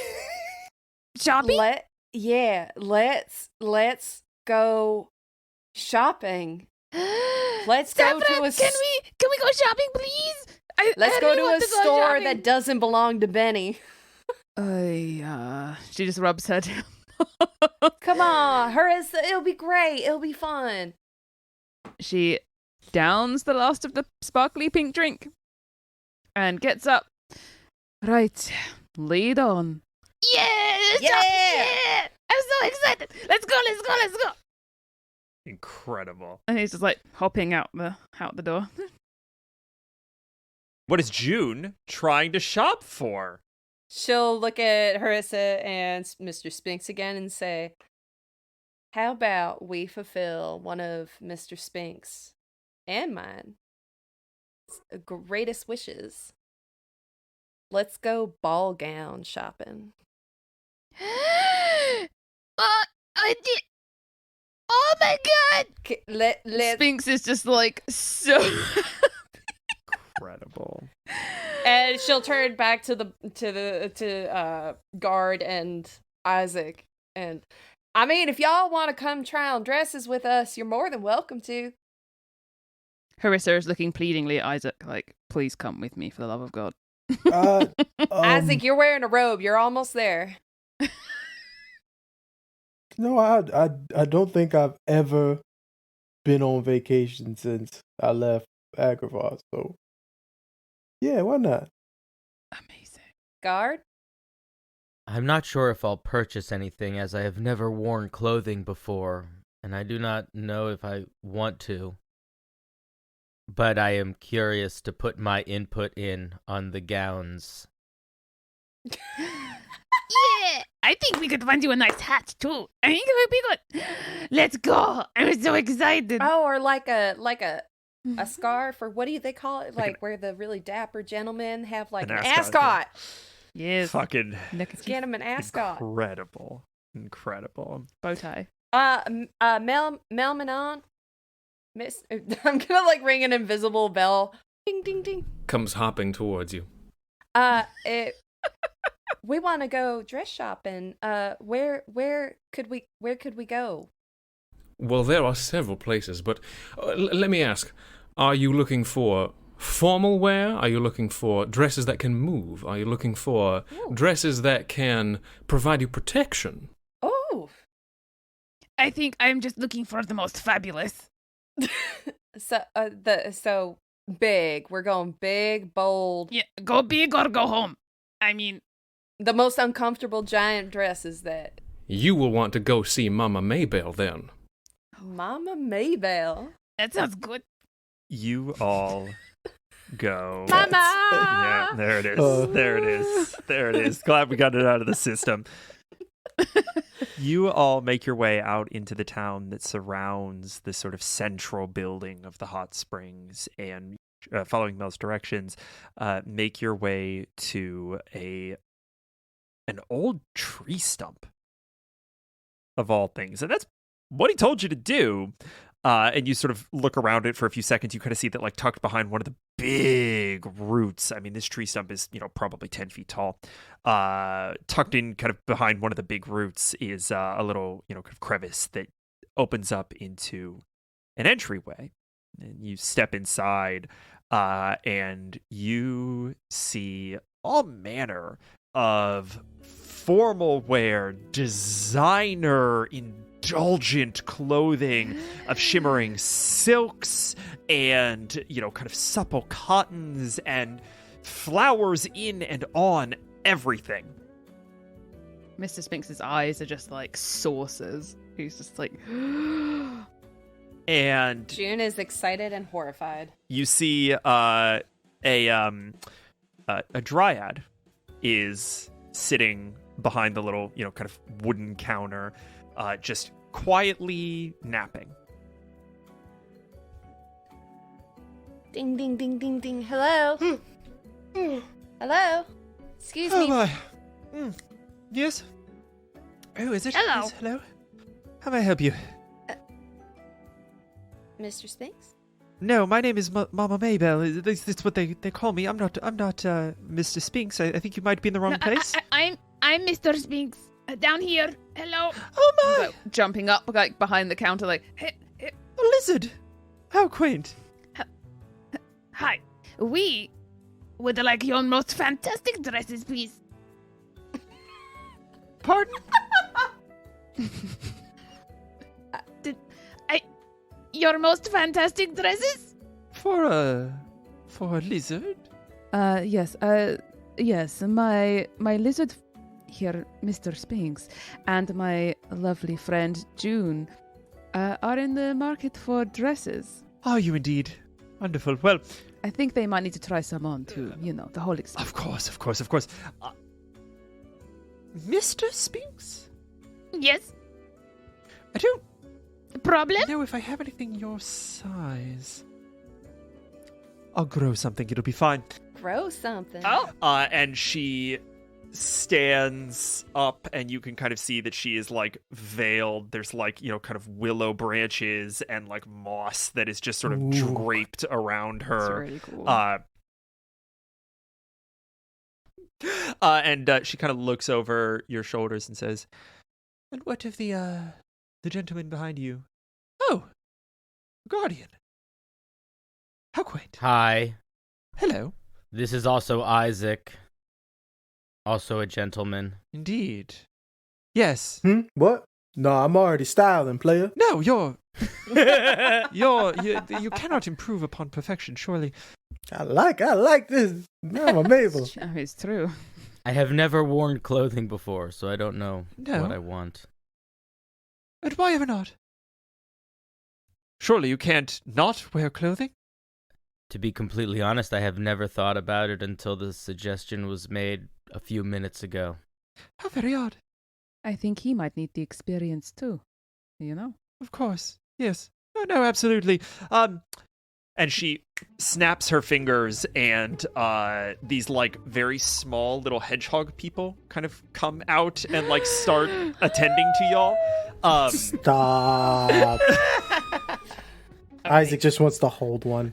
No, you can get back to work in a second. I just must know. Sir, this is very unorthodox. This is against my union regulations. Please put me down. That's fair. Put me down, Okay. please. All right, I'm sorry. You're Thank just you. so wonderful. No, I appreciate the appreciation. It's just there's decorum, and he sort of adjusts his Absolutely. little bow tie.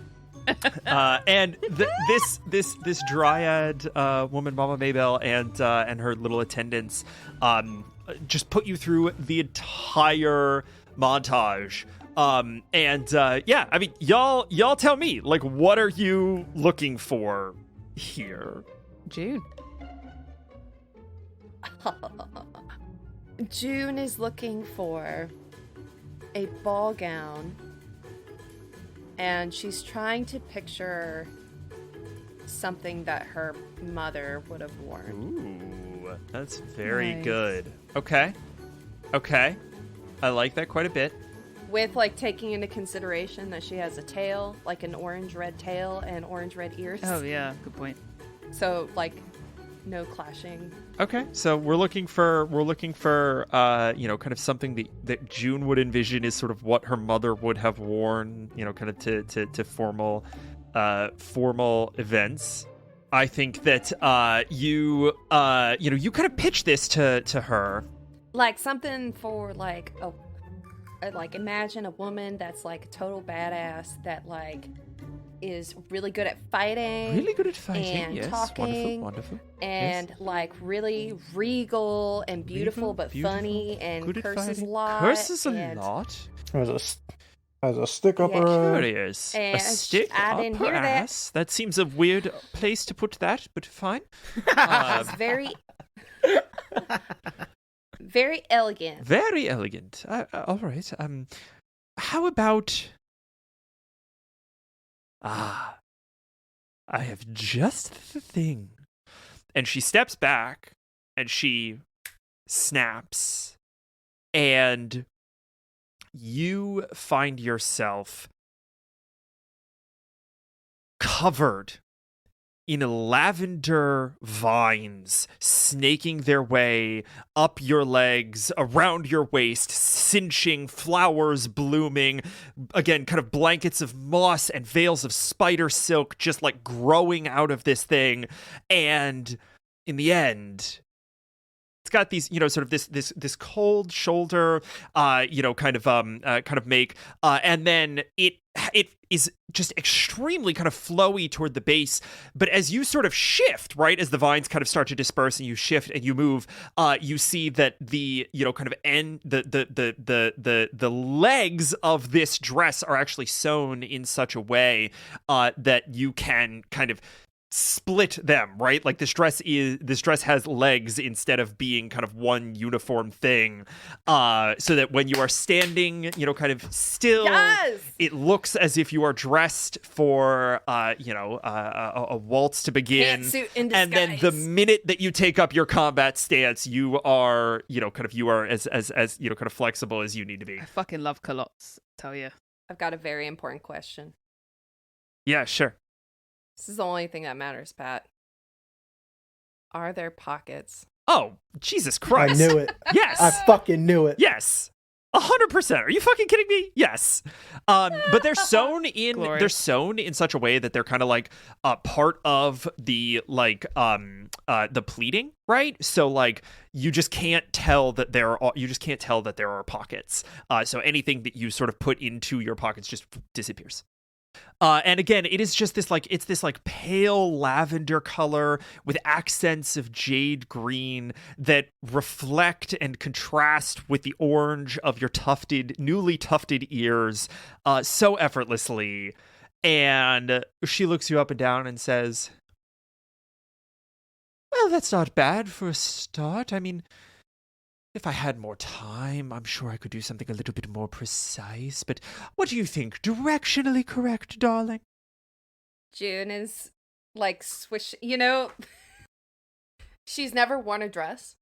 So she's like swooshing around, back and forth, and then twirling and twirling and twirling. It does look good. And then kind of moving and stretching. Mm-hmm. This feels amazing. Wonderful.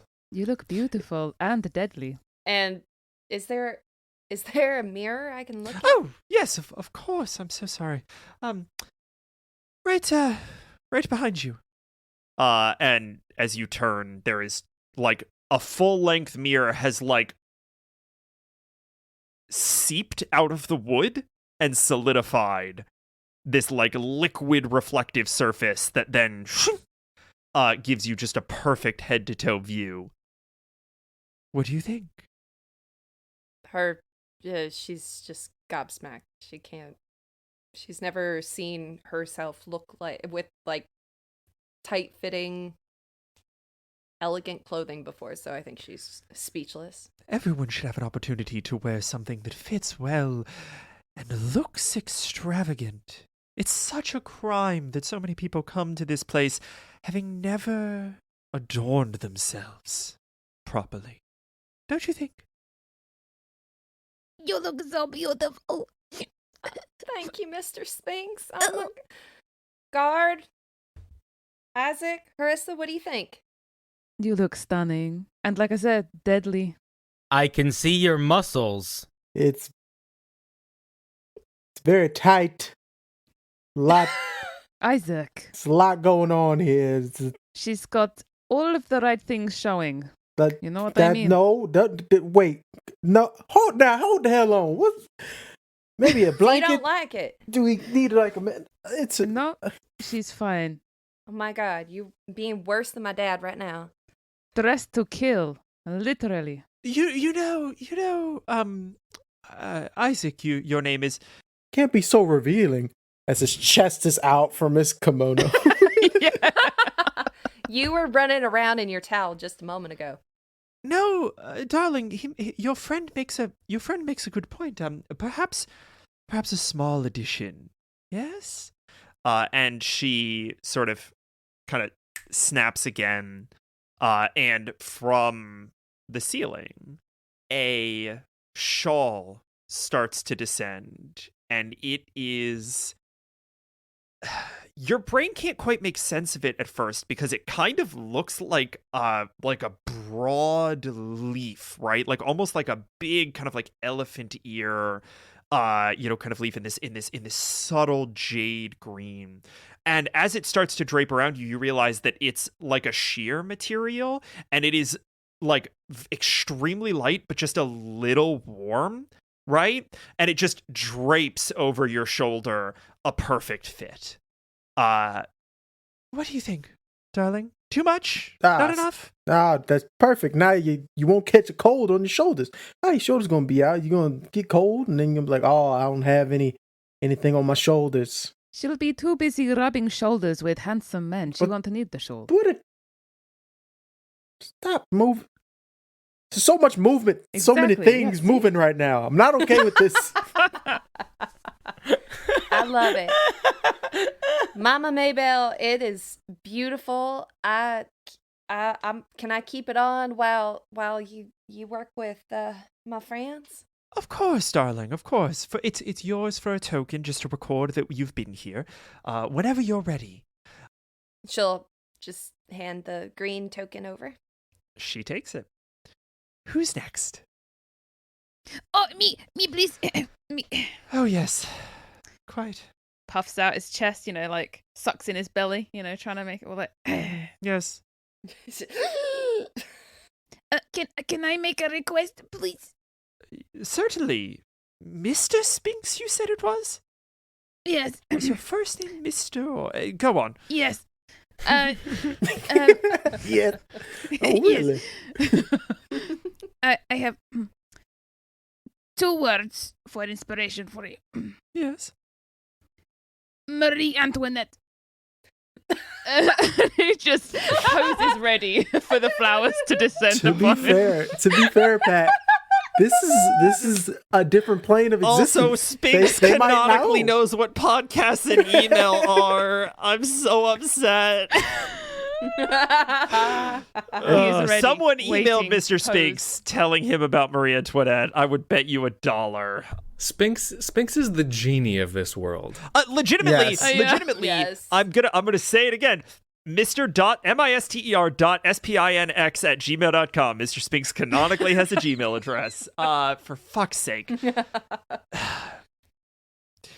Marie Antoinette, it's so played. Are you calling me? No. How dare The you? customer is always right. But forgive me for needing to. Might I have a little bit of creative interpretation, please, darling, Mr. Spinx? All right. Wow me, Mabel. Wonderful. I am in your hands. Okay, let's see how this looks. So she, again, she kind of snaps again, and this time, sort of the hedgehogs, kind of bring out some bits and pieces, and they start like kind of ruffling the frill a little bit so that it has kind of that like very French, kind of almost rococo collar. Beautiful. And sort of the vines grow up around this time they're far more of this kind of like snapdragon red, and they sort of enmesh Spinx. And as they start to kind of come away, we see kind of again that frill forming the neckline of this dress that is just white, right? Like it is blindingly white with these kind of big poofy frills that give way to jet black bows and adornments, and as the dress kind of continues down Mr. Spinx, you see that it starts to slowly gradient through a subtle yellow into the vibrant red of his frill, and the base of the dress just mirrors his frill perfectly. And so the frill is the, kind of the collar, and then again mirrored at the hem of the dress. And she looks at it and she says, No, it'll never do. You need a tiara. And she wanders out of the room. Yes! Can I have it with a wig as well? Can you put wigs on lizards? I suppose. And she comes back out and she has sort of sculpted like a topiary wig that has like a kind of a crown, sort of a yellowy bramble crown growing out of it. And she puts it on Mr. Spinx's head. Now that's an icon. Look at it. Amazing. I'm glad you know gloriousness when you see it, Isaac. I will admit it does work better than I would have expected. Mr. Spinx somehow just kind of like pops a fan out from somewhere and just starts like fanning himself. Where did you get that fan? I feel fabulous. I cannot believe. Savra, don't I look fabulous? You look absolutely stunning, Mr. Spinx. Absolutely stunning. Brings a tear to my eye. How happy you are. And she hands over the one of her tokens. Thank you, Mr. Spinx. All right. June puts out her hand to Mr. Spinx to give him a twirl. He delicately takes it, very prim and proper, takes your hand and does a little spin. Oh, he looks so good. Let's go dancing. Is there somewhere we can dance? Can Isaac do a insight check on Mama Maybell? Yeah, sure. Because she keeps saying that. She keeps saying what, sorry? She keeps going, Mr. Spinx, interesting. Fuck! 6. Yeah, nope. Seems like she's just confused about Mr. Spinx. And I think all while while this is happening, kind of the hedgehog attendants have disappeared and have shuffled guard off to like a dressing room. Yes. And I think that as soon as the kind of the attention wanes from Spinx a little bit, we see some curtains whip back. What is guard wearing? Guard would want them to give him an ascot. He doesn't know what that is, but that's what was suggested. Yes. Yes. So an ascot. Okay, just an ascot. Yeah. I mean, they could try other things too, but that's the only thing he's going to ask for. You know what? Here's what it is. I think that you come out of the room dressed in kind of a complimentary like military outfit styled to match Mr. Spinx. And it's just like a dozen brass buttons down the chest. The whole thing is sort of tailor-made to kind of to fit you. Kind of this like deep navy blue with kind of a slightly orange kind of gold trim. And a similarly, kind of gold and lightly shimmering ascot, which is, I think, the one bit that guard actually gives a shit about. How do I look? You look so beautiful. You look so good, guard. Like a prince. You clean up well. You look great. You should wear clothes more often. I'll buy it, but we'll see about how often I'll wear them. I don't make the same noises, and I'm going to bang my fist against my chest, and it's going to make a thud noise instead of a clank noise. Yeah, it's a little muffled. She looks at you and she says, "You know what, friend? This one's on me. I think you should have the opportunity to express yourself this once." So I don't have to give you a coin or anything? No. Next time. Well, that is very kind of you. Yes, I know. I'm far too generous. I'll go out of business at this rate, but, it's not like I have much in the way of competition. The other dressmakers in this place are hacks! Worthless! You're most fantastic. I will tell all my friends. I'll get Reevesy to come. Maybe Reevesy will have the rest too. Oh, I made Reevesy his cape. Ah. Oh, It's a nice cape, don't it's you the think? one thing we actually like about Reevesy is his cape. Oh, you don't prefer his personality? I feel like Reevesy is a rather endearing fellow. You are a very kind person. I like him. True. How true. I'm gonna reach into my pouch, Yes. and I'm gonna pull out the pressed flower that was I plucked from the elder tree stump, and say, "For you." Oh, this is the romance I always wanted. Let's fucking go. I'm curious what Guard's intention here is. She gave me a gift. I'm giving her a gift. Okay. You hand her this flower. Where did you find this? It was growing around elder tree groves. I had intended to give it to someone from our village for research, but I think it is quite lovely, and I have never been given a gift before, so I think I should give one in return. She nods and presses it to her chest, and you can see that it actually, like, presses into the wood a little bit and becomes kind of part of her. And she wipes a little tear from her eye and she says, "If you see Porky again, please tell him that I think of him often." I will. I have a gift for him as well. Do you? Yes, and I pull out the fingers. I chopped off 2 of his fingers. So I made him a glove, or I had a glove made for him. Why did you chop off 2 of his fingers? We were fighting. That man is so pig-headed. All right, guys, that's Yeah, fine. man. I gotta go. I gotta go. Yeah, bye. And I think that is a very good place to end this scene. Guard, why don't we say that we cut to maybe that evening, right? Like sometime much kind of later in that day. Melmanon, when we got here initially and wandered around a bit, there was a humanoid Wolverine woman watching the dojo. Do you know of whom I speak? Mel, you do.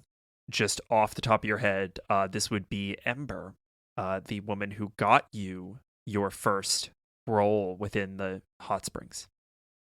Well, yes, I do know her very well. Her name is Ember. What business do you have with her? Ember, named by patron May. Thank you very much, May. Yay. Thanks, May.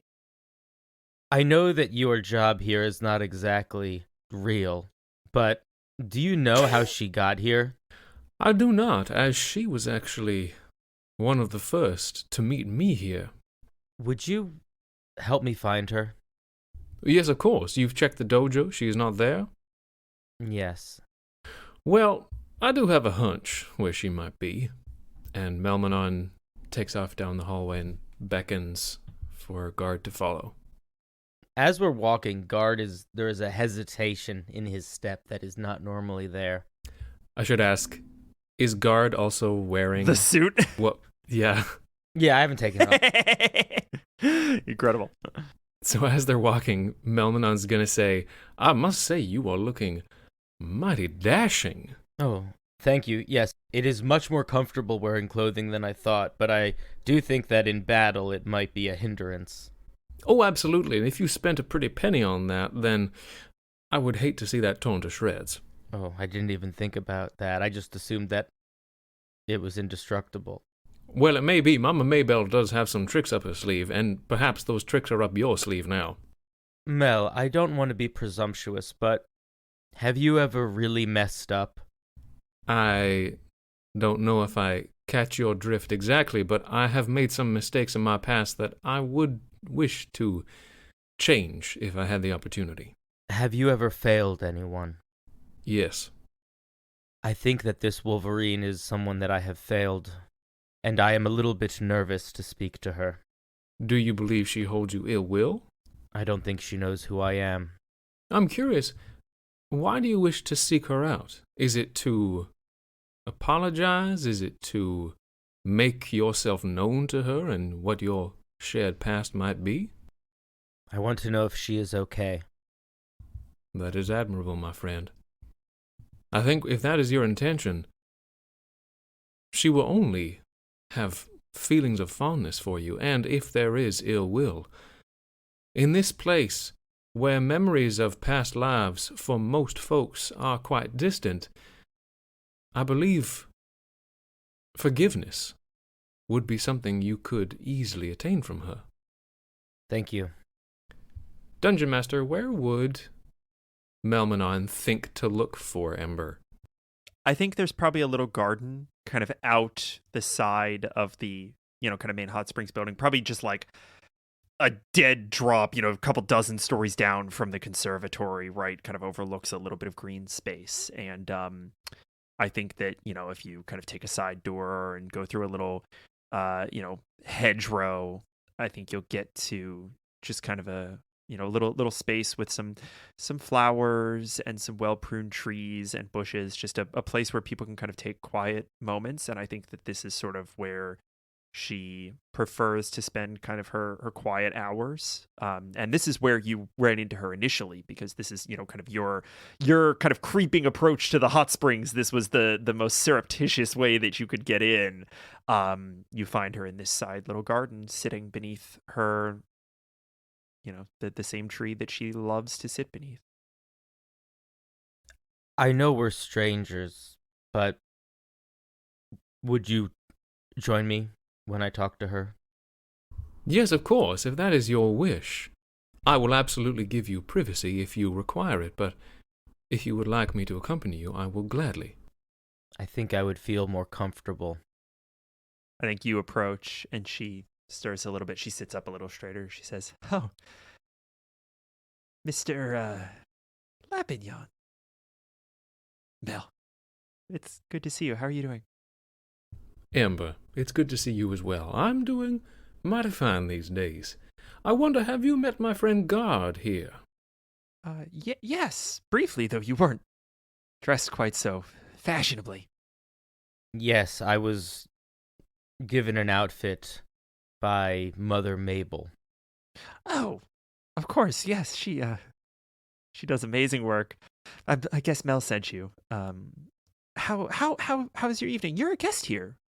Yes? Sort of. More than Mel and I would imagine. Yes, I'm sorry. Maybe this was a mistake. Is everything all right? I'm so sorry if I know that I was staring when we first met. You simply looked like someone I thought I remembered. I really do apologize. Can I tell you a story? Of course. I'm here at your disposal. I am simply spending a quiet minute. Once when I was traveling in the woods where I come from, I happened upon a family of wolverines being attacked by hunters. It was a mother and cubs.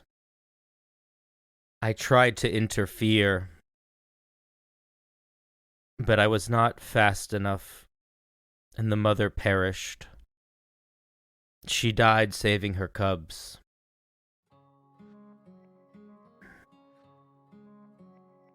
I wanted to make sure you were okay. Oh, you thought it was me? Oh, well, as you can see, I'm doing okay. Are you happy? Yes. I am. When I got here, I felt like there was something that I hadn't finished, that there was something that I was trying to do that was not yet done, and that feeling lasted for a long time. It took a lot of work, and a lot of helping others, and thinking, but I can't quite explain it, but I feel like well, maybe I can now. I feel like I did what I set out to do. As a matter of fact, I was planning on seeing Ganbald in the morning and letting him know that I'm almost ready to move on. Do you know what you will be next? I suppose a Wolverine. I think we normally come through here in the form that we're gonna be, not the one that we were in, so maybe I'll get another shot. You said you failed to save the mother. Did you save the cubs? Yes.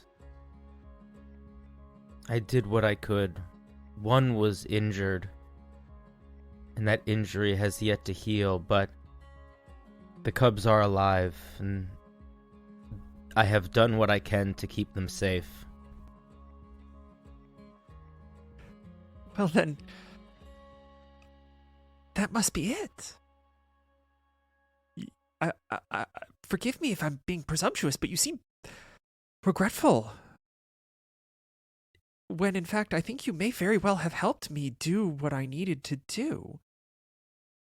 Now, I don't know if I'm the mother of these cubs that you met, that you speak of, or not. I don't think there's ever a way for me to know that, but if I was, I did exactly what any mother would do, and nothing more. And now that they're okay, maybe that's what I needed to accomplish. And you helped me do that. If when you return to the land of the living, and you keep any memories of this place, if you find yourself in an area of woods, watched over by something like me, seek it out. That's good advice. Guardians they're pretty powerful. I still barely understand what the name means. You help. I think you might understand better than you think you do. All right, I will leave you be. And very abruptly, Guard is going to get up and walk away. And Guard is going to find a quiet place at the very edge of the hot springs, as close to the edge of it as he can be, basically, and just sit for a while.